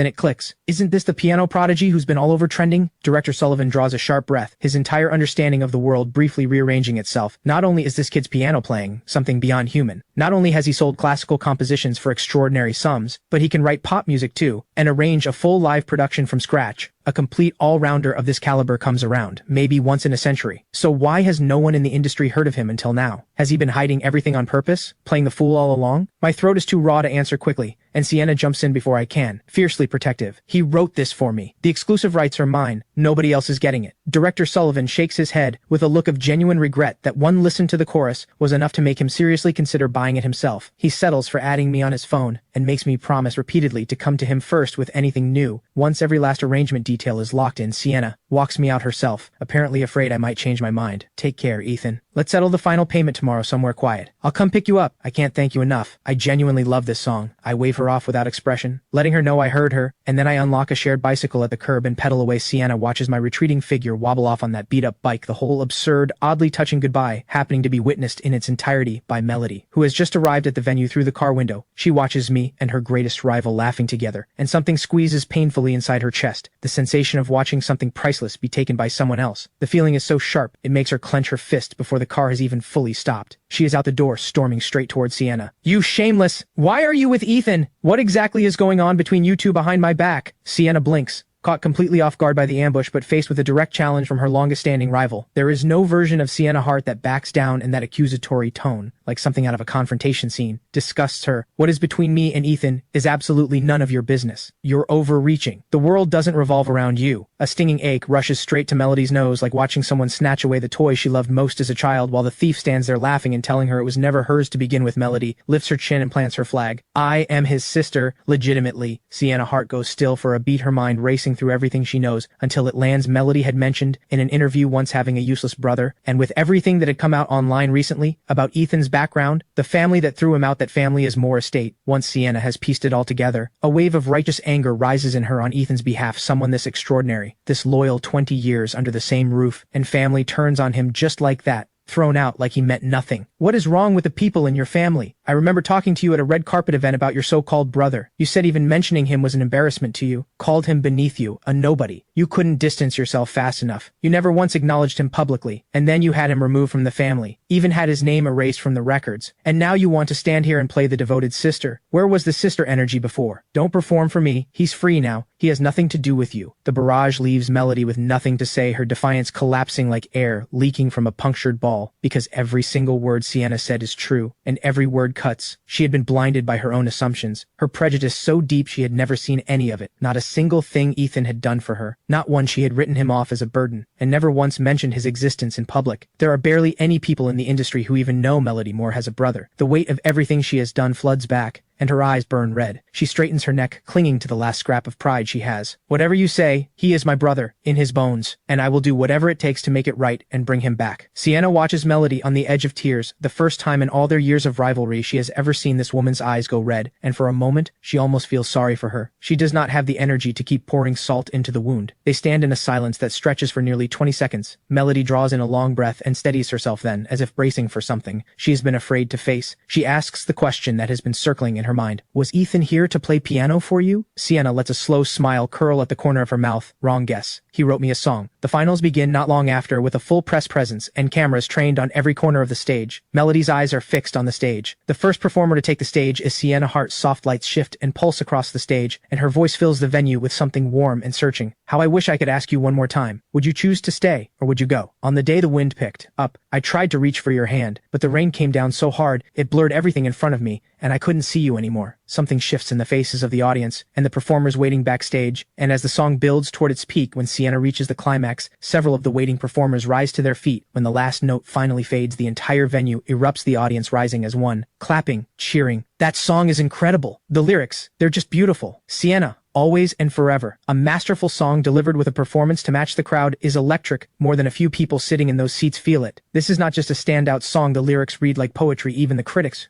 who make a living finding fault struggle to find anything to say against it because the song is simply that exceptional. Never mind that Sienna commanded the stage flawlessly, even if she had stumbled somewhere in the middle. The song itself would have held the stage up. They really shouldn't have let her go first. After a performance like that, who can honestly be moved by what comes next? Nobody notices that in a corner of the venue, Melody's eyes have gone red again. Listening to this song that has moved an entire arena, she knows with absolute certainty that Mr. Vale is Ethan, because only he could have written something like this. And the feeling it stirs inside her is something she cannot put into words. Every achievement she wears carries his shadow in it somewhere. All those songs she sang, that he had written every one of them a chart topper, and all that time he had stayed behind the curtain, giving every last bit of the light to her. The thought is too much, and her tears fall like beads from a broken string if she hadn't lost the one who had always been beside her, the one who loved her without condition, every word of praise raining down on Sienna tonight. And Sunny Day itself. All of it would have been hers. The lights are blazing on center stage, and when Melody takes the stage, the applause that greets her does not stop. Some of her most devoted fans are calling her name at the top of their lungs. They have watched her transform from someone overlooked into the reigning queen she is today, and so many of them see pieces of themselves in her journey, but none of them have ever stopped to wonder how she got here. They have simply assumed that Melody Moore built all of this on her own, but the woman standing on that stage right now is somewhere else entirely. She is thinking of the encouragement Ethan gave her over the years of the competition, where she was eliminated in the very first round cut without mercy, and how he had written a song specifically for her to tell her that when she felt like stopping, she should not in the audience. People sit up straighter. Many of them are expecting her to surpass what came before hoping she will outshine Sienna, but it becomes clear quite quickly that they have hoped for too much. The song Melody performs tonight is one she released months ago. The performance is visibly affected by everything weighing on her small imperfections that most would miss, but the trained ear catches, and like the others, it offers no surprise. Even her longtime fans are not flooding the stream the way they usually do with the word champion. The votes are tallied quickly, and 10 minutes later, Director Sullivan steps forward and announces that the winner is Sienna Hart for her performance of Sunny Day. The moment the words leave his mouth, the stage belongs entirely to Sienna, and she drinks in every cheer, every wave of applause. Melody walks out of the venue like a ghost, because all of this, every bit of it, used to be hers. Vivian and Xavier had come to the venue. It's okay. You're still incredible. Whatever anyone says out there, I'm behind you. Always. The words reach her and something warm stirs briefly, but right at that moment, a middle-aged man bursts out from somewhere in the venue,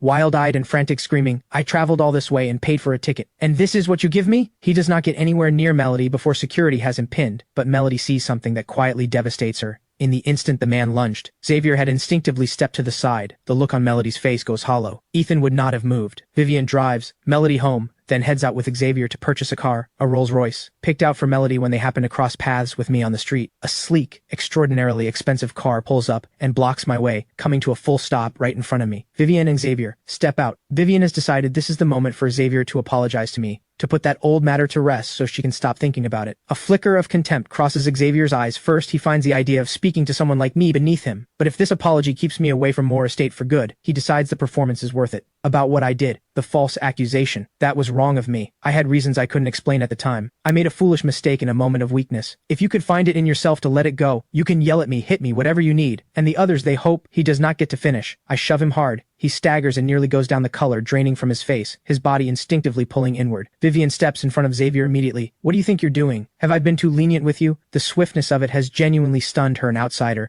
raising his hand against one of them. Don't blame him. He has every right to be angry. This is my fault, all of it. Xavier steadies himself and puts on his most pitiful face, which only makes Vivian angrier. At me, look at yourself, pushing people around. It's embarrassing. Who could possibly warm to someone who behaves like this? Apologize to your brother right now. She is back in her lecturing posture, and I look at her the way you look at someone who has lost the plot entirely. I give her the flattest, most unimpressed look I have. Ms. Moore, you never liked me much when I was behaving either. And are you deaf? Xavier himself said I could hit him if I wanted. So what exactly are you jumping in for? Vivian is so furious she can barely breathe, but she cannot find a single word to use against me. Back when I lived at Moore Estate, I had done whatever they wanted and never fought back, and they had resented me anyway. And because of the prejudice she had always carried, she had not exactly been gentle with me herself. I understand you feel wronged, but you cannot go around shoving people. That kind of behavior is unacceptable. I cannot be bothered to argue further, so I get back on my bicycle and ride the fact that I am simply leaving in rages. Vivian, further, stop, right now. If you ride away from here today, don't ever expect me to acknowledge you as family again. She delivers this in full fury, and I pause on the bicycle, which makes Vivian's pulse slow slightly, but what happens next drives her fingernails so deep into her palm she nearly draws blood. I raise my middle finger at her, without turning around, and cycle away without looking back once across the city. Claire has been watching the finals online. The praise for Sienna Hart is overwhelming. overwhelming beyond the admiration for the performance itself and the astonishment at the quality of the song. There is one trending topic that carries a different kind of energy: Sienna Hart and the piano prodigy. An unusually close dynamic photographs of them walking into the venue side by side,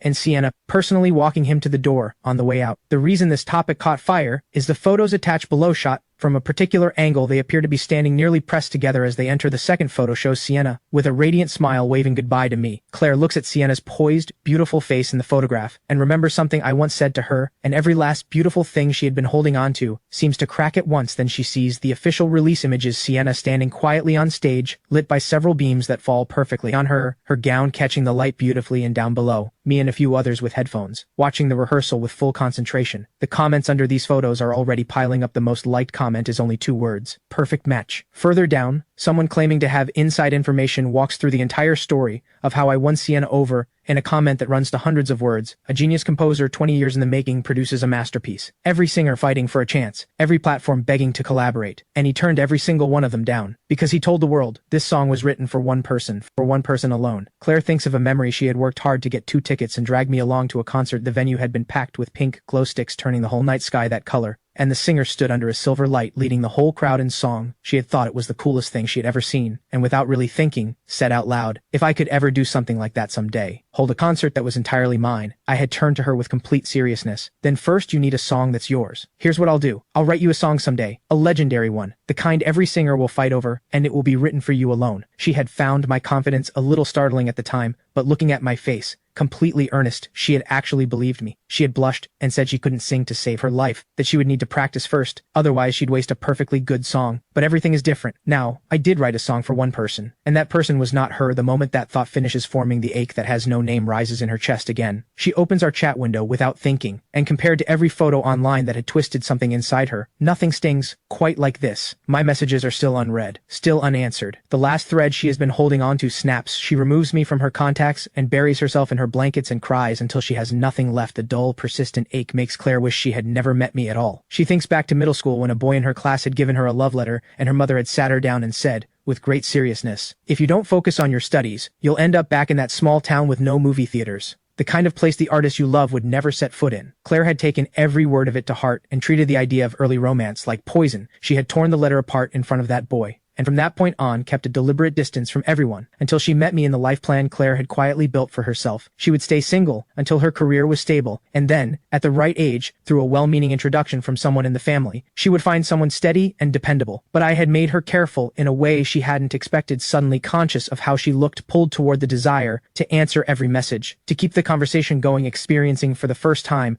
the anxious, consuming fear of losing something. Even now, even in this moment, Claire can still feel how beautiful it was, like standing in the middle of spring, pink and white petals, drifting past the window and settling somewhere inside. But my sudden coldness, the way I left without a word, turned all of that beauty into something that burns. Why? The tears come again, sliding down without her permission, and somewhere deep in her chest, a faint thread of something like anger surfaces. Why give her something this good and then destroy it so completely without warning? The next day, I meet Sienna Hart at a coffee shop to discuss the final terms for Sunny Day. "Ethan, I do want the full buyout genuinely, but I think you already know that signing it this way means leaving a lot of money on the table. 2 or 3 years of royalties alone could far exceed what you'd get from a one-time buyout." She wants to keep working together, and before they put pen to paper, she has laid out the full picture. Honestly, I shake my head gently. 2 years, 3 years, it's all too long for me. I can't wait that long. Sienna goes, "Still can't wait." As far as she knows, even after being pushed out of Moore Estate, I had just sold 2 piano compositions I was sitting on over 4 million, so why couldn't I wait 2 or 3 years? Was the need for money really that urgent? Let's just sign. This is my decision. And right at that moment, I catch sight of the person I most want to see and most dread. Seeing Claire's face is pale, and something sharp and sudden drives straight through my chest. She speaks with the owner of the coffee shop for a moment and then puts on a staff apron. I cannot hold myself back. I have never once seen Claire take on a part-time job, and I go to her immediately, keeping my voice low. "Is something wrong? Are you in some kind of trouble?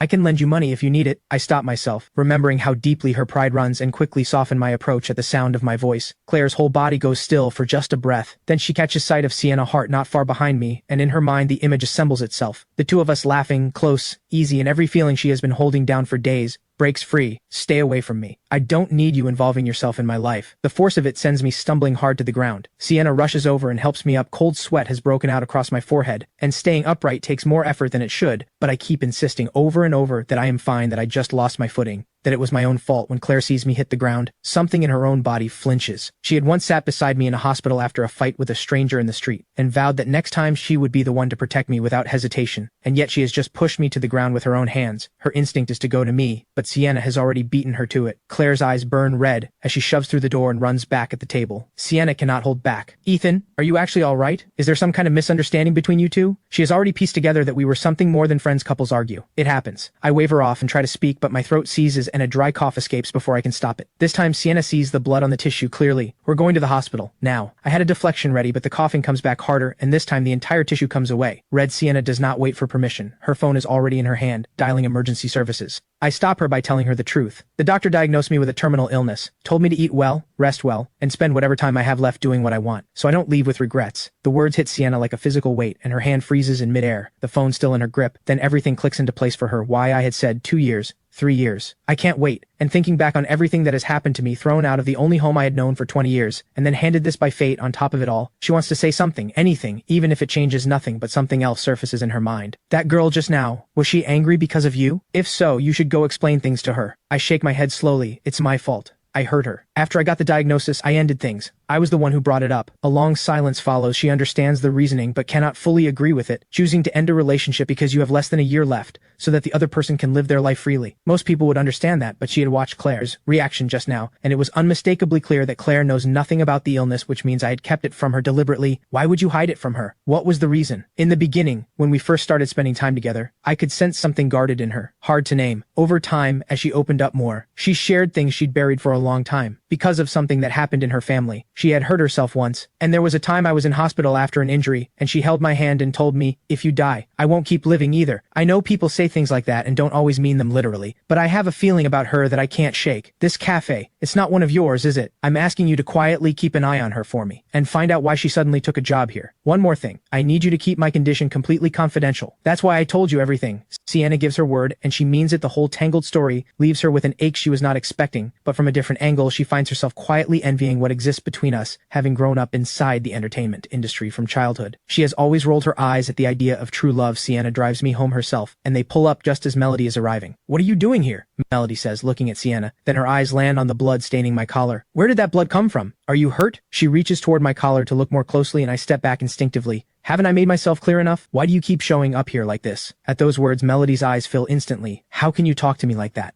Ethan, I genuinely care about your health. Well, isn't that something? What exactly is this kind of care worth, this late? I collapsed so many times under that roof. No one came, and I survived just fine on my own, didn't I? Every word lands with a barb, and Melody feels each one like a sharp pain spreading through her chest. Because it is true, she had never once genuinely checked on me. All those times I had gone alone for checkups she is only finding out about. Let me take you for a full checkup right now. Even Sienna, standing nearby, cannot watch this without feeling something from the few cold, clipped exchanges she has witnessed. She can tell that Ethan's years at Moore Estate were probably spent living like a servant, and quite possibly worse than one, because if a member of the household staff had collapsed, even the Moore sisters would have offered some passing concern, but they had never once paid attention to Ethan's health. If they had arranged a thorough checkup even a few years earlier, his condition might never have reached this point. He might have been like any other young person living out a full and healthy life, but it is too late for any of that. His countdown has less than a year left on it, and only now, at this point, do they think to care. What good does any of it do? There was a time when hearing these words, feeling this concern would have made me curl up under a blanket and smile for days, but now everything is too late. I pull my hand away from Melody's grip with a sharp jerk. Get away from me. How can you speak to me so coldly? I'm begging you. Please, just come with me to the hospital. She has not finished speaking when I collapse without warning. The sudden fall sends Melody into a panic. She freezes completely at a loss. What are you standing there for? Get him into the car. Hospital. Now. Sienna's anger on my behalf is genuine. Someone this good saddled with sisters, this cold and indifferent on the way to the hospital. Melody's thoughts are in complete chaos, and whenever she has been faced with sudden panic like this, her instinct has always been to turn to Vivian. First, she fumbles for her phone and dials Vivian. Vivian speaks first. I was just about to call you. Where have you been? Get back here. Xavier says he needs to talk to you about something. Melody's voice breaks as she speaks. I went to find Ethan. Why would you go all that way for that ungrateful wretch? I have told you countless times, stay away from him. Do you know he shoved Xavier yesterday? Stay away from someone like that. It's not safe. Her tone softens slightly as she continues. Melody, are you crying? Come home and tell me everything. I'll sort it out for you. Ethan was fine one moment, and then he just collapsed. He's burning up. It's terrifying. I'm taking him to the hospital right now. If they find something serious, I'm genuinely terrified right now. Terrified that I might not even get the chance to make things right. There is a noticeable pause on Vivian's end.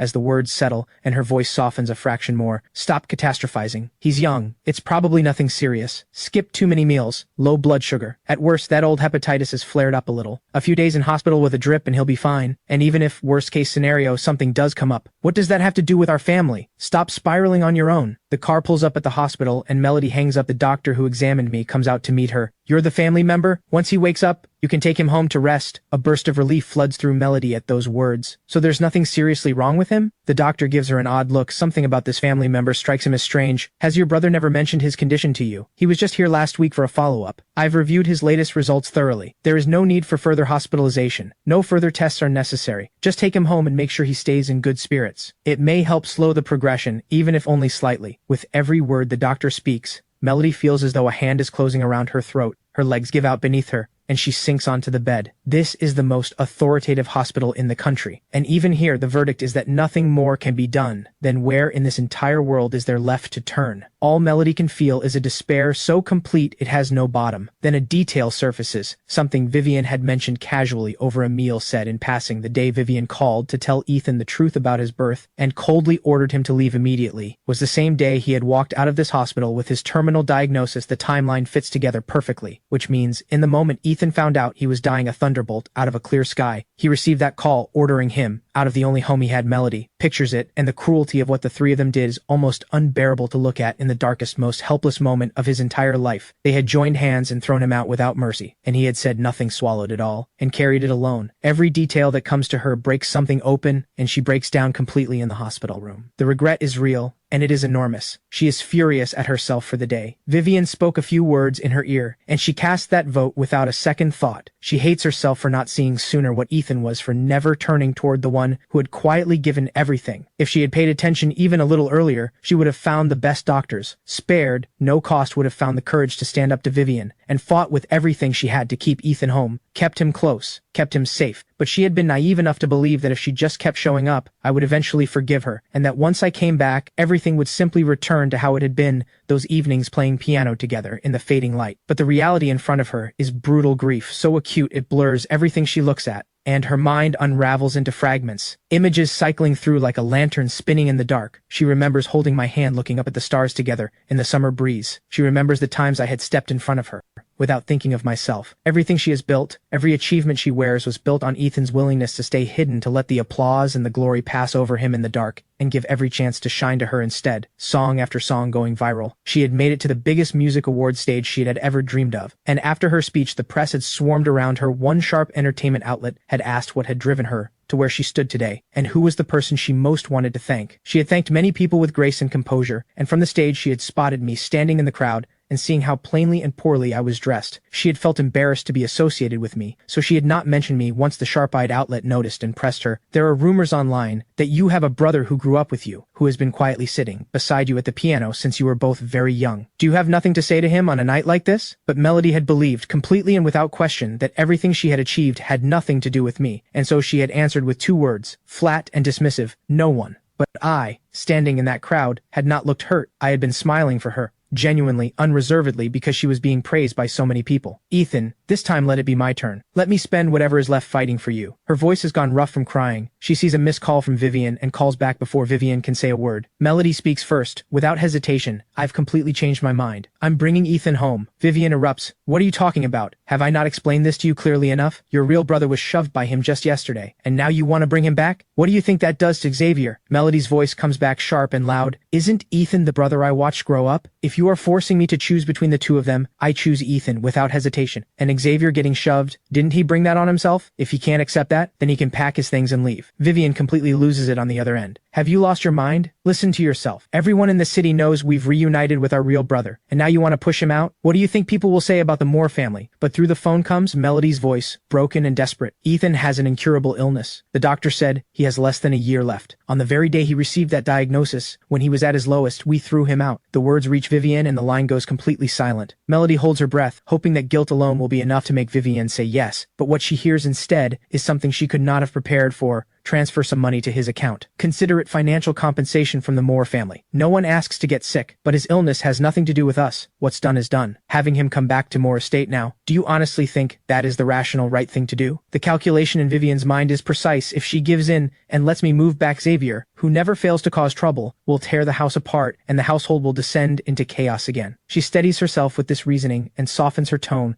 just slightly. Melody, I'm asking you, stop this. Xavier suffered for years out there. Don't do something that would hurt him, like this. During this entire phone call, Xavier has been standing nearby, listening when he hears Melody say she would choose me over him. He goes pale with rage, his entire body trembling. But when the second half reaches him, and he learns that I have less than a year left to live, the corner of his mouth twists with a satisfaction he can barely conceal. Every version of you deserve it cycling through his mind, and the only thing that spoils it is why the nuisance is not dying sooner. Why is fate giving him another year? Melody has heard enough. I completely disagree with everything you just said. She hits the end call button hard. At the same time in the hospital room, I stir as consciousness begins to return. Making a small sound, Melody is at my side, immediately eyes red. Ethan, you're awake. Did my call disturb you? I'm sorry. It's all my fault. Once my head is fully clear, I give her one sentence. Yes, now get out. Her breath catches, and she struggles to find air. Please don't talk to me like that. She does not finish. Who exactly are you performing this for? The tears fall from her like something breaking. You're weak. Don't move. I'm leaving. Only when she is gone does the room feel quiet. From the state she was in just now, she has almost certainly found out everything. But it does not matter to me anymore. I have no desire to have anything to do with the Moore family. Melody gets into the car outside the hospital, but does not start the engine. She just sits there. The wind has picked up, dragging heavy rain with it, the windshield covered in beads of water, and listening to the rain, her grief deepens. She thinks of other rainy days, the ones where I had sat beside her all day at the piano. As long as my music was playing, she had never felt alone. And now that sound is growing further away. Melody picks up her phone through her tears and searches for my name online. The first thing that appears stops her cold. A post from the woman who falsely accused me, claiming I am dangerous. Melody clicks immediately, and it is exactly what she feared. The same woman who had fabricated the accusation against me, for reasons unknown, has revised the original false account and posted it again, claiming her previous apology had been made under pressure, and that she is now choosing to speak her truth. She has even pinned a comment to the top: if I stay silent today, and the same thing happens to someone else tomorrow, there will be no one left to speak up. Although the original incident was over a year ago, the current online attention surrounding Ethan has given the post traction, and the comments are already multiplying with reactions split in every direction. Bystanders tend to default to the side of whoever appears more vulnerable, and even without a shred of evidence, there are already voices piling on against me. Melody's fist closes tight. The last time something like this happened to Ethan, she had not stepped in, had not even checked on him, and he had carried the weight of it alone this time. Even if it is only to ease her own guilt, even if it is just to give herself some small measure of peace, she will see it through to the end. With that, she dials her lawyer. There is something I need you to handle. The woman who made false accusations against Ethan before, she has started again. I've sent you the link. On the other end, the lawyer pulls it up. I'll contact her now and have the post taken down. But Melody stops him immediately. No, we gave her a chance before. This time I want to press charges.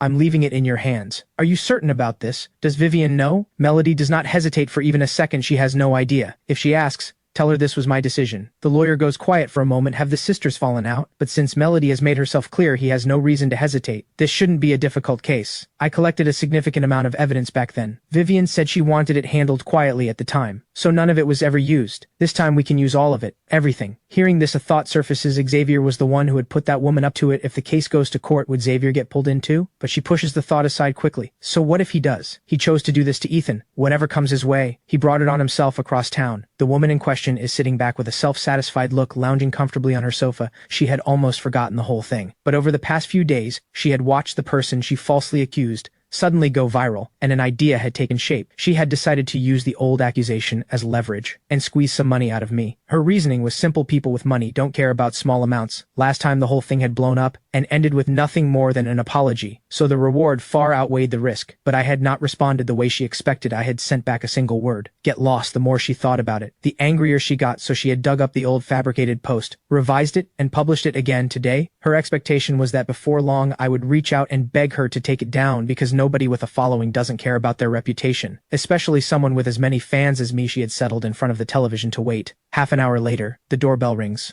She assumes it is a food delivery and goes to answer it, but two police officers are standing outside. You are the person who goes by this name, correct? She blinks and nods slowly. Here is the situation. You published a post online this morning. Someone has come forward with evidence that the content is fabricated. We need you to come with us for questioning. She stands there, completely frozen. It's illegal to post online now? If the content is fabricated, and it damages another person's reputation, and the view count crosses a certain threshold, then yes, it may constitute a criminal offense. Cold sweat breaks out across her. Instantly, she grabs her phone in a panic, and sees that the post's view count has multiplied several times over in the past half hour. Her legs go weak with fright, and she sinks straight to the floor. Half an hour later, inside the police station, the lawyer watches her walk in and rises with a pleasant smile. We meet again. Recognizing him, she stops struggling and deflates. The post may have been somewhat exaggerated. Can I just do what I did last time? Delete it and apologize? The lawyer lets out a quiet laugh, and that sound alone makes her stomach drop. Since you've admitted the content was false, let me be straightforward with you. The post has already exceeded 1 million views. We will be proceeding with formal charges. The gravity of the situation hits her, and she turns to the officer beside her and whispers, what happens if the defamation is considered serious? The answer breaks her on the spot. If the other party refuses to drop the charges, a custodial sentence is very likely. Then why didn't anyone tell me sooner? I posted at 9 this morning. Why is he only coming to me now? He must have seen it hours ago. He deliberately waited until the views went up, and then came after me. Isn't that entrapment? You should be going after him, not me. The lawyer offers no response. The law is the law, and evidence speaks louder than excuses. No amount of complaining changes anything. Though if he is honest, he does feel a small flicker of sympathy when Melody had called him, and he had pulled up the post. It already had significant traction, but if his client wants to press charges, he will do exactly that. The officer steps in. None of that matters right now. Cases like this are typically dropped if the complainant withdraws. If you can obtain their forgiveness, and they agree to withdraw, you'll be in the clear. A thread of hope surfaces in her. She is about to offer a verbal apology, but quickly realizes that will not be enough. After all, she had tried apologizing before and been ignored, so she takes a breath and calls her father, afraid of being scolded. She gives him a carefully softened version of events. 10 minutes later, her parents burst through the door, furious because of the way she had framed it. They believe the lawyer has been threatening their daughter, and their anger tips over the edge. Then, when the lawyer flatly states that no apology will be accepted, the couple decides. Their daughter is finished, and lunges forward. The room descends into complete chaos. The two officers in the room cannot contain it. Other officers on duty hear the commotion and rush in before order is restored. The lawyer, having taken a minor hit in the scuffle, stares blankly. As he is helped to his feet, he has one quiet thought: they are absolutely, unmistakably related on my end. After speaking with Dr. Reeves, I leave with a prescription for medication to help prevent sudden collapses. None of it is covered by insurance. 20,000. A bottle. After writing the prescription, Dr. Reeves explains why he had not prescribed these before. They do nothing to slow the illness itself, and for most families, the cost alone would be devastating, so he does not recommend them as a matter of course. I ask a follow-up question. If money were no object, what options would there be? Dr. Reeves actually has an answer: injections, running into the millions per dose, a cutting-edge cellular therapy team working from a fully customized treatment protocol with daily costs calculated in the millions, and the odds of success vanishingly small at best. It offers the very wealthy one final sliver of psychological comfort in the end. Dr. Reeves tells me quietly to take in the world and live well. I thank him and walk out of the hospital. The sound of rain follows me, my feet finding puddles in the uneven pavement, and a tiredness settles over me. Unlike anything I have felt before, something that has been pulled taut inside me for a long time finally snaps, and the exhaustion floods in. I had thought I had made peace with it, but standing here, I realize I have let go of nothing. Sunny still plays hopscotch in front of me, still burrows into my arms and calls me her brother. Helen cries whenever she notices I am not. Well, I have only just found a real home and learned what it feels like to want things. I have found someone I love completely, and all of it could be taken from me at any moment. Mom, I don't want to die like this. I crouch down on the wet ground and fall apart. The grief that has been buried at the very bottom of me rises past every barrier I built and spreads when it passes. I pick up my umbrella, stand up, and keep walking toward home. At the intersection, a traffic officer is still directing the flow of cars. No matter how completely a person falls apart, the city keeps moving. Meanwhile, at Moore Estate, a single offhand comment from Xavier about wanting something different to eat has sent Butler Hayes scrambling to redo the entire menu. He rushes to have the kitchen draft a new one from scratch, sourcing different ingredients, then coordinating with 2 more household staff to fulfill Xavier's additional request, switching the entire table setting from Chinese to Western style. Hours of work from everyone involved, and the meal is finally on the table just in time. Xavier surveys the perfectly prepared beef in front of him and gives a satisfied nod. More than the quality of the food itself, it is the feeling of being waited on like this that he savors most. He opens a bottle of champagne, pours himself a glass. To you, Vivian. Xavier lifts his glass and turns his smile toward Melody across the table, but his hand is trembling slightly. As he holds it up, Melody acts as though she heard nothing, cutting her steak in a daze. Vivian gives a quiet cough beside her. Melody, Xavier is speaking to you. Melody finally speaks. Other than having that woman make false accusations against Ethan, is there anything else you did to hurt him? Xavier's face freezes and his voice takes on a faint, aggrieved thickness. Why would you say something like that to me? What I did before was wrong, I admit that, but that was the only time. If you don't believe me, I'll go to the station right now and prove it. Melody listens and responds with a cold smile. Then go ahead, call them. Vivian slaps the table. Enough. Stop this. Calling the police to investigate. Do you want to destroy what's left of this family's reputation? The Moore sisters forcing their own brother to prove his innocence to the police. If that gets out, we will never hear the end of it. Melody almost laughs. Wasn't Ethan her brother too? Hadn't Vivian forced him to prove himself back then? But Vivian's priority has always been the Moore name, and she would never in 1,000 years allow police to come investigate her own household, so Xavier had known that when he made his offer, and had the audacity to say it anyway. Seeing Melody go quiet, and Vivian siding with him, Xavier finds his footing. I know you don't like me, Melody, but I really want you and Vivian to get along. Please stop fighting because of me. If you two can just be at peace with each other, I'll move out right now. I mean it. By the time he finishes, Xavier has moved himself, his eyes faintly reddening at the edges, which only makes Vivian more convinced that Melody is being completely unreasonable. I know you feel guilty about Ethan's illness, but no one wanted this to happen, and it has nothing to do with us. I'll say something you won't want to hear. The decision to make Ethan leave, wasn't that something we all agreed to? At those words, something in Melody's chest stings like a needle going in. Yes, she thinks quietly of who she was back then. Why had she been so weak? Why couldn't she stand by what she believed? She had become one of the people who drove me out. Vivian keeps pressing, let it go, Melody. Look at us right now. A family, sharing a meal together. What could be better than this? Why bring up someone who has already left and ruin it for everyone? Melody's smile is hollow and bitter. How is she supposed to let go? Ethan had given his entire life to her once again. She does not do as Vivian says. I am going to bring Ethan back. I want him to come home. And if Xavier has done anything else to hurt him, I will find out every single thing. But right at that moment, a member of the household staff approaches Xavier and murmurs something in his ear. Xavier's expression twists violently. He flings his arm out, sending everything on the table in front of him crashing to the floor. Wine splashes across the ground. Butler Hayes lets out a heavy sigh from where he stands. It looks like there is more work ahead. Vivian startles visibly. Xavier, what is wrong with you? Xavier's eyes have gone red, and he points directly at Melody. Why did you send a lawyer after her? Why are you having her charged? If she names me as the one who put her up to it, what happens then? Did you think about that for even 1 second? Melody has known all along that Xavier was performing, and seeing his real face emerge now, she almost laughs. What happens? Whatever the law says happens. If you get pulled into it, didn't you bring that on yourself? When you decided to do what you did, did you think it through then? Vivian watches the two of them erupt and feels completely lost. It takes her a while to piece together what is happening. She calls over the staff member who had spoken to Xavier, and what she hears confirms what she already suspected. It goes back to the false accusation against Ethan. But she has to stand with Xavier because he is her real brother. Before their parents died, they had made it clear the Moore name must not be allowed to fade this generation, must hold on to the family's wealth and reputation all these years. Vivian has carried those words close to protect the prosperity of the Moore family. She has done many things that went against her own conscience, each one compounding on the last like a snowball rolling downhill, and the more she does, the heavier it becomes. But she has no choice but to keep going, and so, with the family's survival always at the front of her mind, after her real brother disappeared,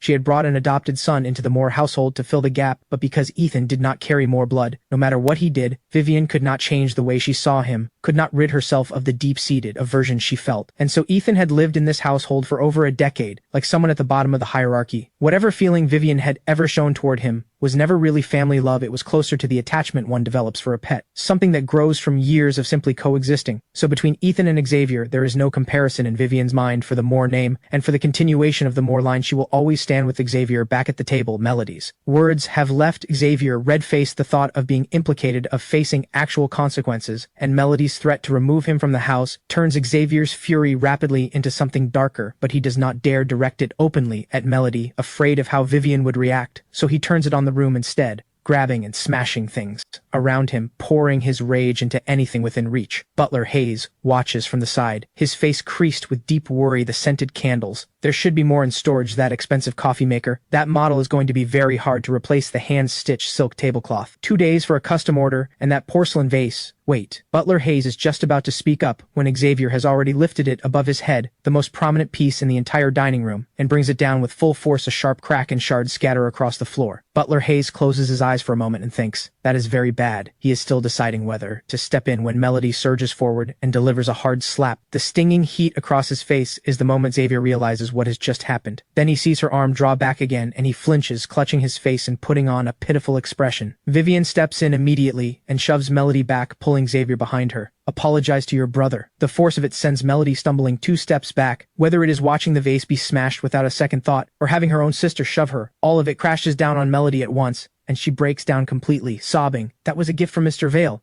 Don't stop me." But Vivian does not move. "Melody, how long are you going to keep this up? Do you really think he meant to break it? I'll have Hayes buy you 10 just like it tomorrow. Now apologize to your brother. Right now. I am not joking." Seeing the Xavier forces out a couple of tears. "I'm so sorry, Melody. I had no idea that vase meant so much to you. It was all my fault. I deserve to be hit." Vivian casts a pained look at Xavier's reddened cheek, then steps forward and grabs Melody firmly by the wrist, pulling hard. "He is your real brother." Melody does not react in time, but her body instinctively pulls back, loses its footing, and she falls to the floor. Vivian sees it and a flicker of panic crosses her face. "Melody, I didn't mean to. Get up, please. Come on." The hand she offers is slapped away. "Either he leaves or I do." Melody looks at Xavier with nothing but contempt. That vase was from Mr. Vale, the only gift Ethan had ever given her, and possibly the last one he ever will. That thought breaks her open all over again every birthday she has. Had there always been something from Ethan, carefully prepared, and she had never once treated it as anything. Vivian hears those words and something in her nearly gives way too, a shimmer of tears rising in her eyes. "Melody, why do you have to say things like this? He is your brother. You are his sister." Xavier, also on the floor, can no longer hide the venom in his eyes. He resents that I am still alive, clinging to one more year. Why am I not dying right now? He resents Melody for taking the side of an outsider and threatening to take back the life he fought so hard to claim. The hatred makes his teeth tremble in this moment. He wants both of them gone. "Melody, please. I won't make you apologize. Can't we just live as a family in peace? Why does it always come to this? Stop fighting over Ethan. Whatever else you want to say, this family raised him. 20 full years. Have we truly wronged him that badly?" Vivian presses a hand to her forehead, a headache closing in, and right at that moment Xavier pours more fuel onto it. "It's all my fault, Vivian. Every single thing, all my fault. Melody has every right to be angry at me. Since Melody clearly can't stand having me here, I'll leave right now. I'll go to the station and answer for what I did." Melody pulls out her phone without hesitation. "Keep going. Don't stop on my account. I'll have my lawyer come draw up the paperwork first, to get your registration removed from this household. Then I'll walk you to the station myself. I'd love to see exactly how you plan to make amends." Vivian sees it clearly now. This household can only hold one of them, and the realization undoes something in her. Tears rise in her eyes. "Melody, why are you pushing it this far? Do you not care at all about what this does to the Moore name?" Melody's voice breaks as she answers, "Then just kick me out, Vivian, the same way you kicked out Ethan. On my end, I have boarded a bus and taken a window seat staring out at the sky, mind drifting after what Dr. Reeves told me. I have one more reason. To earn money, even if the treatment option is a long shot. Having more money in hand is always better than not. The 2 piano compositions brought in $4 million. The 2 songs sold to Sienna brought in $3 million more. That should be enough to move the family somewhere better. And I found out last night that Sunny's teacher has been conducting herself in ways that violate every basic standard, targeting Sunny at every turn. So I plan to sit down with Helen soon and get Sunny transferred to a better school. As for the teacher running that illegal tutoring operation, once Sunny is safely settled somewhere new, I will find a lawyer and give that teacher a surprise she did not plan for. After all of that, the millions will probably be mostly gone. So I send Sienna a message. "Are you free? Let me take you to eat. I wrote a few songs while I was in the hospital. I'd like to show you and see if any of them work for you." Sienna's reply comes quickly. Just a string of question marks followed by several rounds of checking whether I am serious. Once I confirm that I mean it, she agrees without any further hesitation. I put the phone away, and a heavy tiredness settles over me. Dr. Reeves had mentioned this enormous side effect of the new medication. A short rest is all it takes, so I drift into that halfway place between sleep and waking. A few stops pass, and the bus fills with more passengers. I am jolted awake by a sharp voice. "Young man, these seats are reserved for the elderly, disabled, and pregnant." A middle-aged woman has looked around and apparently decided I am the easiest target. She walks straight over to me. I have ridden buses long enough to have met plenty of people like this, some far worse, the kind who say, refusing to give up your seat is a moral failure. If she were genuinely elderly, that would be one thing, but she looks to be barely past 40. Does that really qualify? When I appear to ignore her completely, she immediately escalates. "I'm talking to you. Are you deaf or sick or what? I'm telling you, I have a senior citizen card. This seat is rightfully mine. I reach into my bag and pull out the report I had printed at the hospital and hand it to her. I have late-stage liver cancer. I just regained consciousness. I came straight from the hospital. She takes the report on instinct, and then those words reach her and it lands like a blow to the chest. A wave of self-reproach follows immediately, after others nearby have heard it too, and their eyes shift to her with quiet judgment. But she cannot bring herself to apologize, pride getting in the way, so she simply moves to the side and goes silent. When the bus reaches my stop, I get off through the window. She watches me walk away, coughing weakly with each step, and the urge to slap herself rises. Unbidden. What is wrong with me? I arrive at a lively outdoor food stall, order a spread of food, and sit down to wait for Sienna. 20 minutes later, her car pulls up at the curb. A sports car worth more than most people earn in a lifetime, and the woman who steps out, wearing sunglasses that do nothing to hide who she is, draws immediate stares from everyone nearby. Sienna spots me waving and makes her way over. When she gets there, she sees the small plastic stool waiting for her, and after a beat of visible hesitation, she sits down, having already seen me ride off on a shared bicycle. She had already guessed that I would not be taking her anywhere upscale, but this is still a level below what she had imagined. She glances at the stall next door, where flies are circling above the ingredients, and someone accustomed to clean, well-lit dining finds this genuinely difficult to sit with. She quietly prepares herself to eat nothing. Ethan, are you all right now? I'm fine. Got some new medication. Shouldn't be collapsing like that again, though the medicine is quite expensive. So here I am, trying to earn more. Sienna stares at him for a moment. She gets the distinct impression that I had decided I needed money first, and then sat down and wrote the songs. If that is actually how it happened,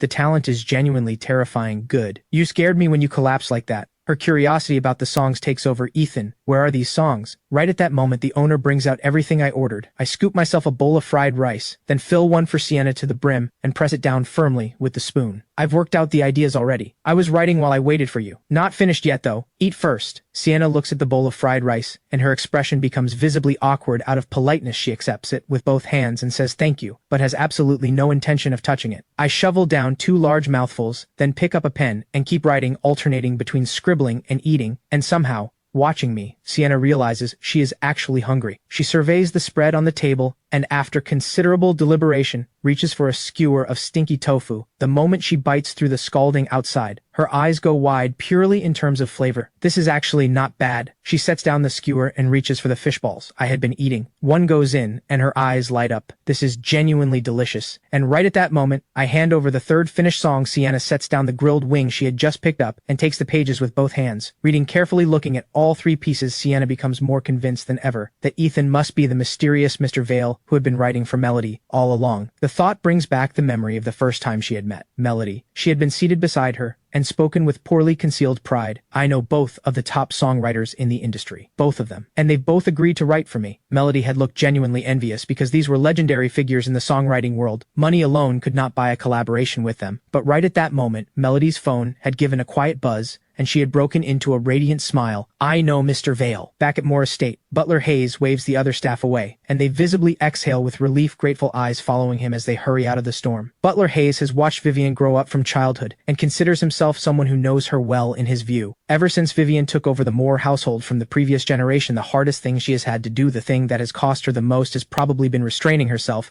from completely favoring Xavier. So she instinctively overlooks a great deal of what Xavier does. In her mind, he is a naive, love-starved child who sometimes makes foolish mistakes. Butler Hayes does not share this view. After Xavier moved into Moore Estate, Vivian had assigned Hayes to personally look after Xavier's room, and every morning when he goes in to clean, he can smell a different woman's perfume, and sometimes finds false eyelashes on the floor, nail stickers, and other small traces of company. He has also found, in the drawer of Xavier's room, several pieces of jewelry belonging to Vivian. In all his years here, he has never once seen Vivian willingly give away jewelry she has worn, so he has drawn his own conclusion. Xavier had most likely taken them without asking, probably to give to the women he brought around. But this is not the kind of thing he asks about, and certainly not something he volunteers. He keeps up the appearance of knowing nothing. Even though Vivian runs the household, he cannot afford to offend any of the principals. That is the lesson years in this house have taught him. If you want to keep your position at Moore Estate, do not make an enemy of anyone with power over you. Which is also why, back when Ethan had been treated worse than the household staff, Butler Hayes had still extended him what respect he could. In Butler Hayes's eyes, Xavier has never been anything close to naive or foolish, not even slightly. Melody, what are you saying? How could I ever bring myself to send you away? Please stop putting me in this position. One of you is my real sister. One is my real brother. How am I supposed to choose between you? I am not going to drive either of you out. Vivian is barely holding together, her voice going rough. Xavier, tomorrow you will find an identical vase and replace it. It's all my fault, Melody. Please don't be angry with me anymore. I'll replace it before I go. He reaches out to help Melody up, but she flings his hand away. Don't touch me. A grown man constantly playing the victim like this. Do you not find yourself disgusting? Xavier lets a few tears fall. I'll leave right now. Vivian grabs his arm immediately. You are not going anywhere today. Then she turns to Melody with something close to disbelief in her eyes. Xavier is your real brother. He is the only brother any of us will ever have. Without him, can we even call this a real family? Can the Moore name carry on? Why have you become so narrow-minded about this? Why are you forcing me into a choice like this? Xavier has had a hard enough life already. All those years out there, struggling. And this is how you treat him now? Melody shakes her head repeatedly. She does not accept Vivian's definition of suffering. Xavier was not out there homeless and alone. He had adoptive parents and a normal life, and if suffering is enough to keep earning forgiveness, then what about Ethan? Why did living like a servant in this house for over a decade still end with Vivian being the one to throw him out? And precisely because Vivian keeps evading the question, Melody has already found her answer. She turns and walks away. Vivian's voice cracks. Melody, come back right now! But she does not run after her. The way she had grabbed Xavier does not reach out to stop her, and yet Melody does stop. She turns and walks directly towards Xavier, and a sharp crack fills the room. Xavier's ears ring, and the other cheek flushes red in front of everyone's eyes. Watch your mouth from now on. As she turns to leave, the corner of her eye catches Xavier's mouth curving lips, moving without any sound coming out, but the shape of it makes it perfectly clear he is mouthing something vile, so Melody turns back and delivers another one. Good thing your face is tough enough, otherwise my hand would be hurting. With that, she walks out of the dining room without looking back. Vivian snaps back to herself. Melody, get back here! But nothing comes back through the door. Xavier, both cheeks now swelling, feels humiliation, pain, and hatred rising together in one overwhelming wave. His back teeth are clenched so hard they might crack, his eyes fixed on the direction she left. Only now does Butler Hayes venture to speak. Let me go check on her. He has no interest in letting this escalate further, and going out to speak with Melody now is the most likely way to bring her back. Right at that moment, Xavier speaks up through tears. Vivian, he manages between sobs. Let me go with Hayes to find her. Once she's back, I'll rent a place outside. When she's ready to forgive me, I'll come back and apologize properly. Vivian's voice is unsteady when she answers. No one is to go after her for the next 2 days. She cannot keep being indulged like this. Don't worry. When your second sister comes back, I'll explain everything to her. Melody won't hold out for long.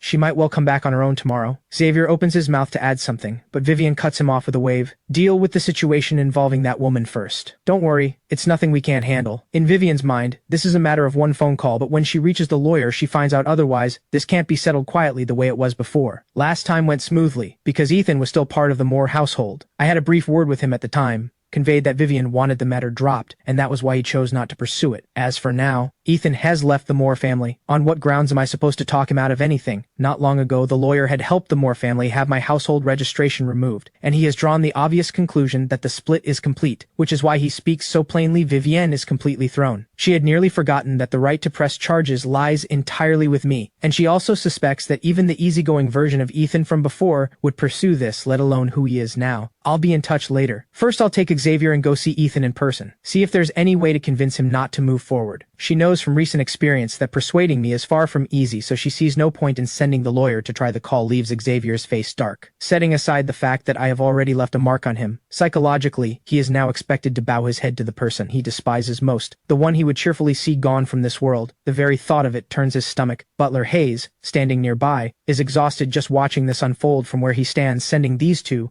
to persuade Ethan has almost no chance of success. Vivian still operates on the unconscious assumption that Ethan is the same person who never hit back, never talked back, or that outsiders will simply defer to the Moore name. Butler Hayes knows that the Ethan of today will not accept any of it. A man who has been told he is dying has no reason left to swallow his grievances, so, rather than watching them waste their time, the smarter move would be to approach the accuser directly and convince her to stay quiet about who put her up to it. But that is not something Butler Hayes is about to volunteer across town. In a coffee shop, Claire is in her work uniform, taking careful notes the water ratios for the machines, every detail written down with precision. When she notices a table needs wiping, she is already on her feet before anyone asks the shop owner. Lu Jiayi thinks to herself that she has never seen a temp worker throw herself into a job like this. She has landed something rare. And right at that moment, the television mounted on the wall cuts to a news segment. Sienna Hart will be collaborating with Ethan Moore again on a new release. Claire, carrying a tray of drinks, gives a small involuntary jolt, and the tray tips, sending both drinks crashing to the floor. Glass shatters everywhere. Lu Jiayi startles badly. She is about to say something, but then she remembers the instruction. Sienna's heart had left her, and hurries over instead, first apologizing to the affected customer on Claire's behalf, then sending another staff member to clean up while she steers Claire away to the staff room once the door closes. Claire starts to apologize, but Lu Jiayi speaks first. You've clearly been running yourself into the ground. Go look at yourself in a mirror. You don't look well at all. Here's what we'll do. You're going to leave early today. Go home and get some proper rest. When Claire hears this, she assumes she is being let go, and although she desperately needs this job right now after a mistake this serious, she cannot bring herself to ask to stay. But Lu Jiayi seems to pick up on something and asks carefully, keeping her voice low, "Are you going through something difficult right now? Is it a money problem? I can advance you this month's pay if that would help." Meanwhile, at Moore Estate, Vivian finishes her makeup and gets ready to leave for a meeting at one of her portfolio companies, an important one she cannot miss. Find me a necklace. It's in the cabinet at the very back, sitting on a black velvet pad. A while later, "Are you sure it's in the cabinet next to it? I've checked every single one. It's not there." The words stop Vivian cold. She goes completely still, and then she sees it, the empty velvet pad behind the glass. Whatever calm she had managed to rebuild collapses completely. The necklace is not worth a fortune, but it carries a significance to her beyond its monetary value. And what genuinely shocks her is that someone under this roof would steal from her. She calls Butler Hayes immediately. What Vivian does not notice is that Xavier, at the far end of the corridor, has seen everything, and his expression shifts into barely concealed panic. On any other occasion, Xavier would not be this rattled. He might even own up to it and take the scolding. But right now, he genuinely cannot afford to lose Vivian's trust or her willingness to shield him. So he turns and hurries back to his room. 10 minutes later, Vivian tells Butler Hayes, who has come at a run, "A valuable necklace of mine has gone missing. I need you to find out what happened. Find out who took it." Butler Hayes pauses and the answer comes to him almost at once, but he does not say Xavier's room. That would be too direct and would reveal that he had known something all along. He is just about to suggest checking the corridor footage when Xavier's voice comes from behind him. "Hayes, what kind of operation are you running here? You can't even keep track of a handful of staff? And now one of them has stolen my sister's necklace. I noticed some of them acting suspiciously earlier. My guess is it's somewhere in the staff quarters in the north wing." Butler Hayes nearly loses his composure.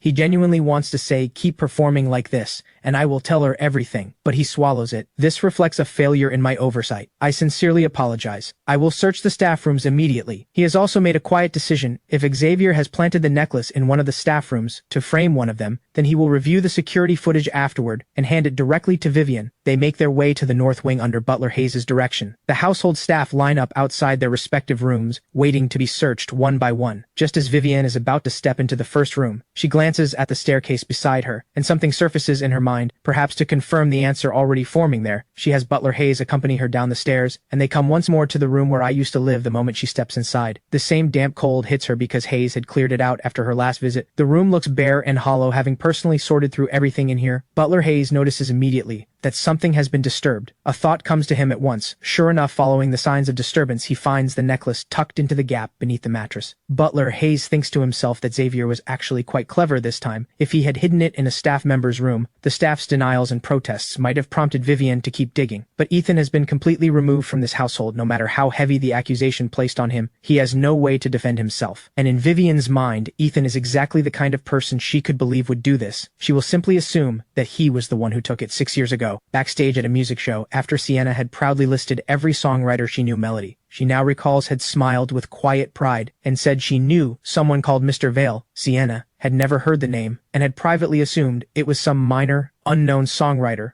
or perhaps a name Melody had invented on the spot to save face. But not long after Sienna understood exactly why Melody had smiled, like that song after song swept the country, Melody was swarmed at every appearance, and the entire internet went searching for the mysterious figure behind hit after hit. Even Sienna's own mother at a public event had approached Melody with rare humility, hoping to secure a song written by Mr. Vale himself. Sienna had thought about it too, more than once, and now Mr. Vale is sitting right beside her, having written her this many songs. It feels like something out of a dream. "Ethan, was there something wrong with how I sang that?" Sienna had decided all 3 songs were strong and paid a deposit on the spot before bringing me to the studio to record one of them. I put on the headphones, listened for 2 seconds, and nodded. "Sounds good." Sienna can clearly see I'm not really paying attention. "Ethan, can you actually listen? I'll add more to the fee. 50,000 right now, transferred by my assistant." I sit up straight immediately and listen to the entire recording properly from the beginning. Genuinely, You sang it well. After saying that, I half expect her to think I am just saying it for the money, and I am already prepared to send the extra back. But instead, Sienna breaks into a genuine smile. Thank you, Ethan. That actually means something coming from you. By the way, Claire seems to be dealing with something. Every nerve in me tightens. What happened? From what my staff told me, it sounds like there's some kind of difficulty at home. They didn't go into the details, but it seems she needs around 100,000. That's why she took a part-time job at the cafe. I take out my phone quietly and see her messages again, sitting there unread, and that dull ache moves through me again. Looking at those messages, and thinking about what she has been carrying these past few days, everything in front of me goes briefly dim. She seems to have removed you from her contacts.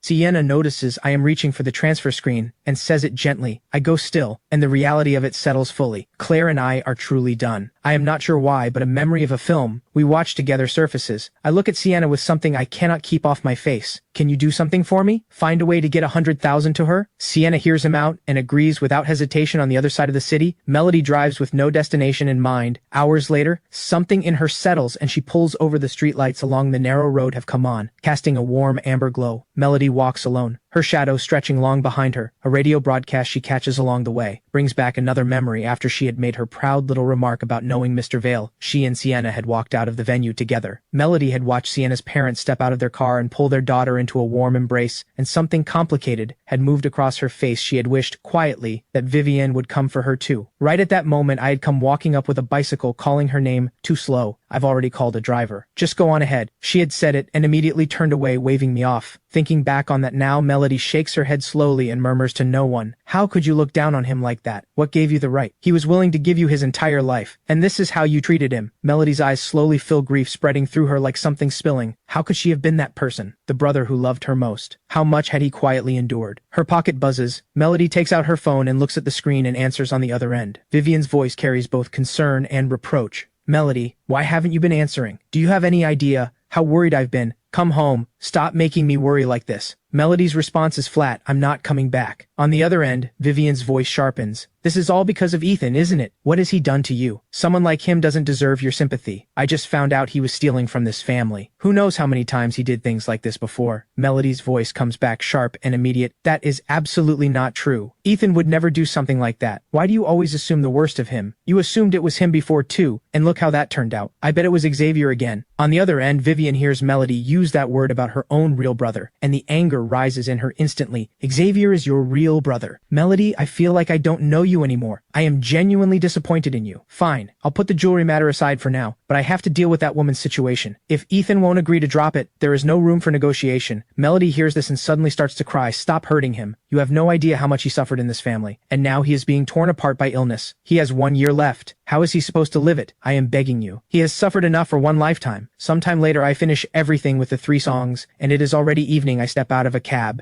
and as I reach the entrance to the building, I see Melody from a distance. Her lips are pressed together, head bowed, her white shirt stained with what looks like wine hair, loose and disheveled, her whole expression hollow. When she hears me approach, she looks up. "Ethan, are you all right?" She barely finishes the question before the ache rises inside her. How could he possibly be all right? Her voice softens and she manages a trembling smile, but her eyes are bright with tears. "I went back to the hospital and you were gone. I was worried, so I came here." But I do not even look up and my pace does not slow. "Ethan, I really need to say something to you." Melody reaches out and grabs the hem of my sleeve. She had braced herself for coldness, but seeing me ignore her completely brings that ache back with full force. I turn slightly and see Melody holding onto my sleeve, and a memory surfaces without warning. When I was a child, in her room, the time I had found those other children, there she had stood behind me just like this, eyes blurred with tears, small and frightened, clutching at my sleeve exactly like this, and I had stayed there to protect her quietly at her side until she became who she is today. The celebrated artist adored by so many, Melody feels me stop, and her heart speeds up. Whether as Ethan or as Mr. Vale, he had always been so gentle with her, always so attentive. Maybe she would hear him call her that again. But I pull away sharply. "Get away from me, Melody." The tears in her eyes gather fast and fall one after another onto her shirt. "Ethan, I know I was wrong. Vivian came to see you, didn't she?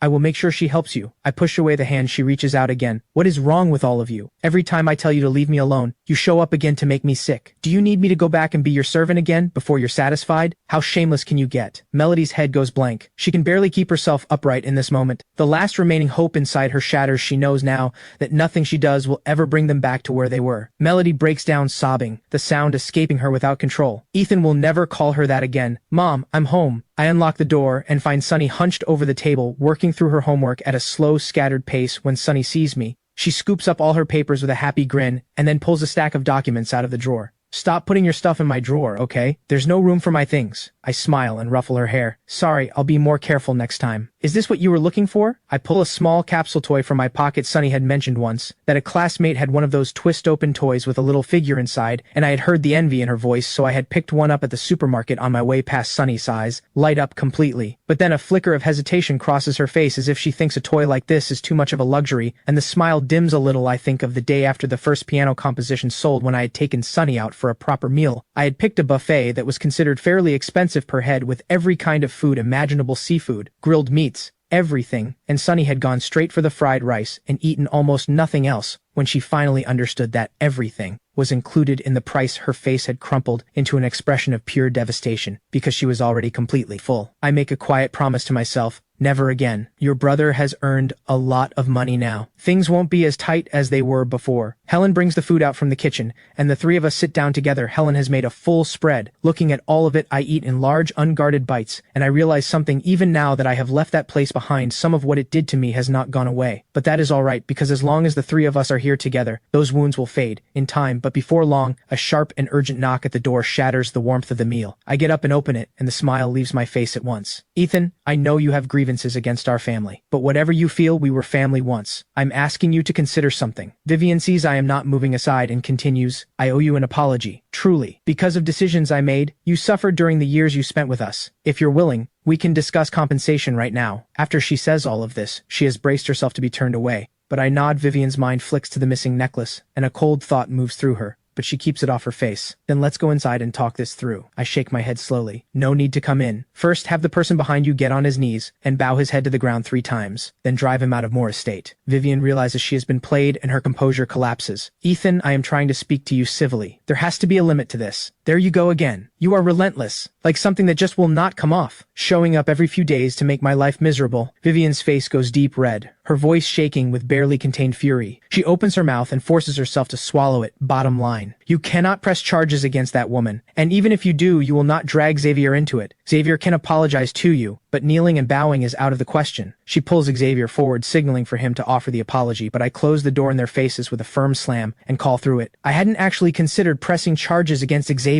Thank you for the idea. Across town, after a full day of work at the coffee shop, Claire does not go back to campus but heads home. Worn down to the bone, she pushes open the door and finds her mother on the phone, trying to borrow money. Empty bottles are scattered across the floor, and the sharp smell of alcohol fills the apartment. Claire understands immediately. Her mother has fallen back into it. In the year Claire was in her second year of high school, her parents had finalized their divorce, and her mother had started drinking heavily. One time they had fought over the drinking, and her mother had splashed half a can of beer over her clothes. Afraid of being late for school, she had wiped herself down quickly and run out the door, only to be stopped at the gate by a strict security guard who refused to let her in because of the smell. She still remembers it clearly, how long she had stood there while people stared and laughed, until I had come to the gate with the homeroom teacher, explained the situation, and gotten her inside when she got home, and told her mother what had happened. Her mother had apologized over and over, swearing she would never drink again. And yet, here they are. Claire lets out a quiet sigh. She had seen this coming after the divorce. Beyond the drinking, her mother had also taken up gambling, following online tips and strategies during the day, and betting heavily at night. The first couple of years had been manageable. Her mother had come out of the divorce with an apartment and a settlement, and even without working, obsessing over bets all day, life had still functioned at some basic level. But yesterday, Claire found out suddenly that her mother had spent everything. The apartment had been mortgaged to the bank, and there was still $100,000 owed to people outside. If the debt is not repaid within the next 2 days, those people will show up and mark the door with red paint. It is this fear for her mother that had brought Claire rushing home, and now, seeing the state she is in, Claire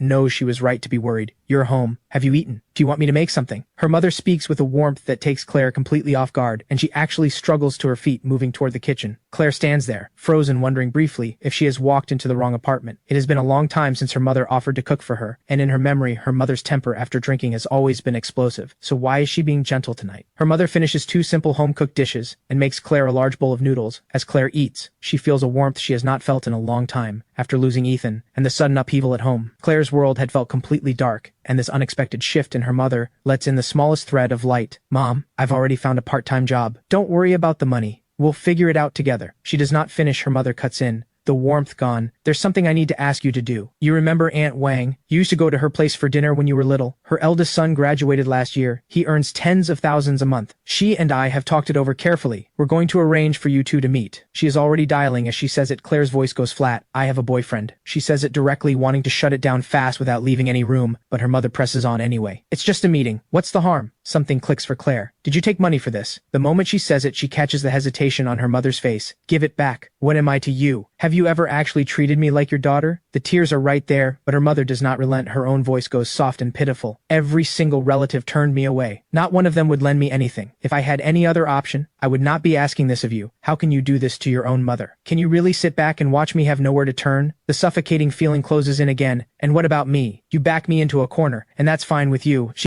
cannot stay in this room. For another moment, she goes to her room and locks the door behind her. Once it is done, she sinks down onto the edge of the bed, and a hollowness settles over her, as if no one in the world truly cares whether she exists. It feels like being handed a terminal diagnosis, not of the body, but of something deeper. In a way, the two are the same. Both strip away every reason to look forward to tomorrow, and then her phone rings. She has no desire to answer, but she glances at the screen. It is Liu Jiayi from the coffee shop. Is something wrong? Liu Jiayi's voice comes through bright and excited. You are my lucky star, Claire, I mean it. I just won the lottery. Claire blinks in her mind. Lottery tickets have always been a fool's game. But then Liu Jiayi says something else. You are genuinely a good person, Claire. I'll be honest, I did consider keeping it all. But we agreed. Half each. I keep my word. Claire goes completely still, and then it comes back to her. Liu Jiayi had actually mentioned something when she borrowed the money. Even though the money is from me, I absolutely cannot accept any winnings. But she had been cut off before finishing. Done. I've already sent it. I have to go. Claire stares at the transfer notification and goes completely still. 100,000. Back at my door, Vivian is still making noise outside. Ethan, if you have even a shred of conscience, open this door. Do you have any idea what has happened to this family because of you? Melody has left the house over you, and now you want to press charges against your own brother? Vivian shouts at the closed door standing inside. I nearly laugh at the absurdity of it. Real brother. The one who wants me dead, and not a single accusation she is throwing at me, makes any sense. I left the Moore family a long time ago, and she is still pinning things on me. If I do not set the record straight, I will not sleep tonight. I open the door again. Vivian mistakes this for a change of heart. Ethan, there are plenty of empty rooms at the estate. You can move in with your mother and sister, and then together, we can bring Melody home. One family living in peace. When Vivian was very young,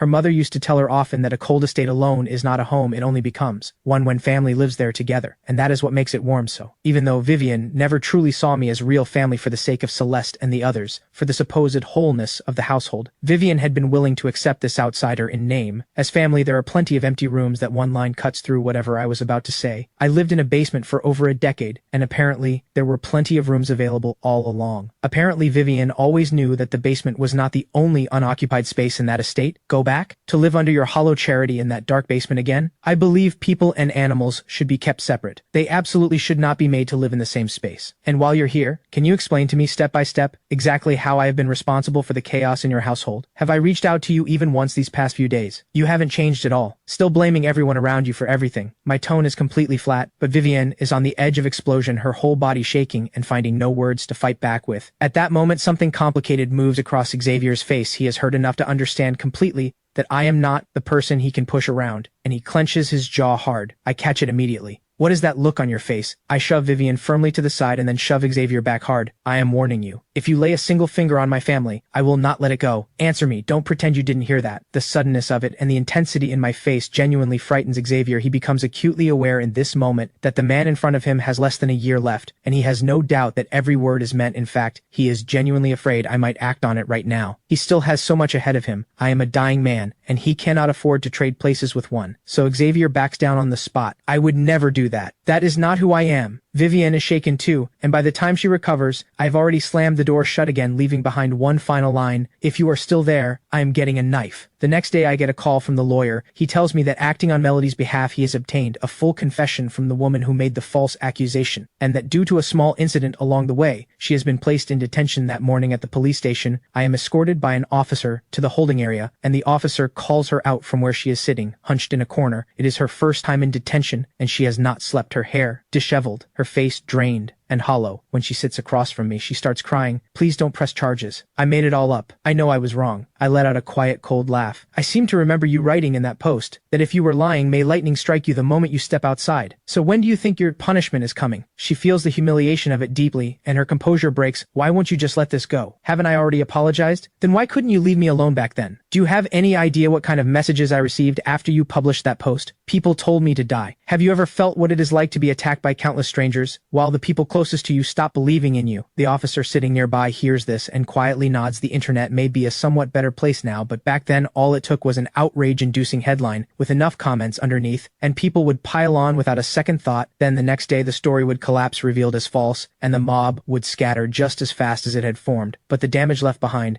stays with the person who was targeted. For a long, long time, something in what I say reaches her, and she begins to sense that I did not come here to settle things quietly, and she breaks into loud sobs again. I genuinely know I was wrong. I don't want to go to prison. Please don't do this. When I say nothing, she escalates. I haven't even finished university yet. My life hasn't properly started. Why are you being so relentless? You're going to ruin my entire life. You got called some names online. Did it actually hurt you? Why are you being so cruel to me? I laugh, cold and flat. I'm not your father. Whether you go to prison has nothing to do with me. When you published that post on someone else's orders, did you stop to think that it might ruin someone's entire life? She goes still, and it is not until she is back behind that door facing the very real possibility of being charged and sentenced, and hearing those words again in her head, that she understands for the first time just how far over the line she went when she had done it. She had genuinely not considered that she might be destroying the life of someone who had done nothing to her. One question. The person who paid you to make the accusation against me, was his name Xavier Moore? My words pull her back to the present. She's quiet for a long moment, and then nods slowly. I have the answer I came for, and I walk out. The lawyer is waiting outside and raises a hand in greeting. Need anything from me? I want to press charges against Xavier Moore. Are you able to handle that? He nods without hesitation. A year ago, it was Vivian Moore who brought me the original case. But I have worked far more closely with Melody over the years, given her profile, and the fact that I am paid to represent people's interests. That makes me think of what Melody had said to me last night. She had promised to help me, and this is what she meant. Then I'll leave it with you. I know his reputation, the most formidable lawyer in all of Riverdale. Having him build the case and file the charges gives the odds a significant boost, and the fact that he had already taken steps on my behalf, reaching out to the accuser before I even asked, tells me his intention to help is genuine. I'll get started right away. We already traced the account that sent money to the accuser, but that alone won't be sufficient. We'll need additional supporting evidence. He strides out of the station without another word. As I am about to follow, my phone buzzes. I take it out and see a message from an unknown number. Ethan, is this you? The 100,000. A sharp, piercing ache moves through me these past few days. I have been forcing myself not to think about it, not to revisit any of those memories with Claire, telling myself it is the only way to keep going, that someone in my position has no right to want that anymore. But just when I had started to believe I was managing, the moment I see this message from her, everything collapses back to nothing. I cannot forget her. I never could. It has to be you. You were there that day, weren't you? At the cafe. Why would you do this? The messages start coming faster. I'm so sorry about that day. I don't know what came over me. I don't understand why I pushed you. I really do love you. You have to believe me. I never wanted to hurt you. Where are you right now? Can we meet? I look at the messages on the screen, and the twisting ache comes back in full.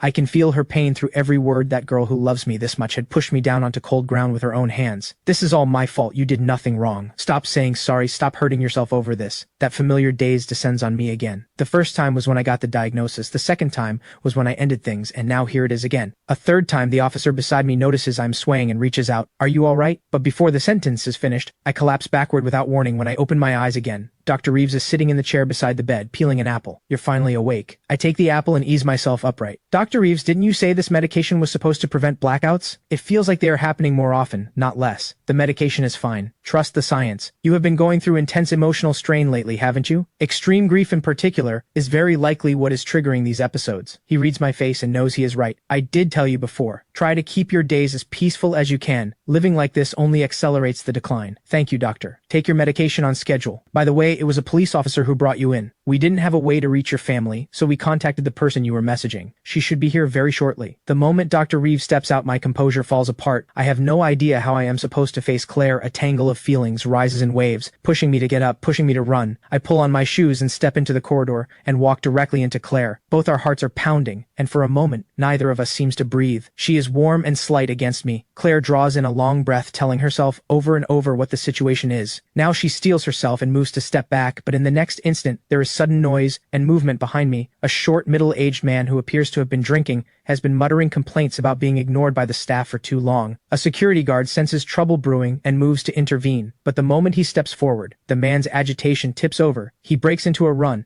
and charges directly toward my back with full force. I feel it and start to turn, but Claire has already wrapped herself around me and taken the blow. The security guard moves in at the same moment and subdues the man, quickly forcing him to the ground. My head is roaring and something moves through me that I cannot control. As I get up, I knock over a nearby medical cart, and when I see the scalpel on the floor, something in me reaches for it without thinking. I pick it up and close my hand around it and start walking toward the man being hauled away by security, and there is only one thought in my head. Then Claire's voice comes through, trembling, as nurses move her onto a gurney. Ethan, the silence that has swallowed me whole cracks open just slightly. I drop the scalpel and run to her. I'm here, but before she can say another word, the nurses are already moving, rushing her into the emergency room. The hours that follow are the longest of my life. A weight that will not lift presses down until I am shaking, and I cannot find my breath until the doctor comes out and says the bleeding has been controlled. She is out of danger, and for the first time in hours, I feel something like light. At that moment, in a room at Moore Estate, a television is broadcasting, "This afternoon, at the First Affiliated Hospital of Riverdale Medical University, a patient surnamed Wu, dissatisfied with wait times, attempted to jump the queue and was refused, subsequently lost control and attacked another individual with a blade, leaving one person injured. The case has multiple points under investigation. Police have launched an immediate inquiry." Xavier, sitting in the corner of the room, hears every word of the broadcast and cannot stop himself from shaking after my warning to him last night. His first response had been fear. But once he was back in his room, the fear had faded, and what replaced it was hatred. Hatred that I was still here at all, threatening the life he had fought so hard to take for himself. That hatred had sent his mind into an extreme state, and in that extreme state, Xavier had made the same kind of decision he had made 6 months ago.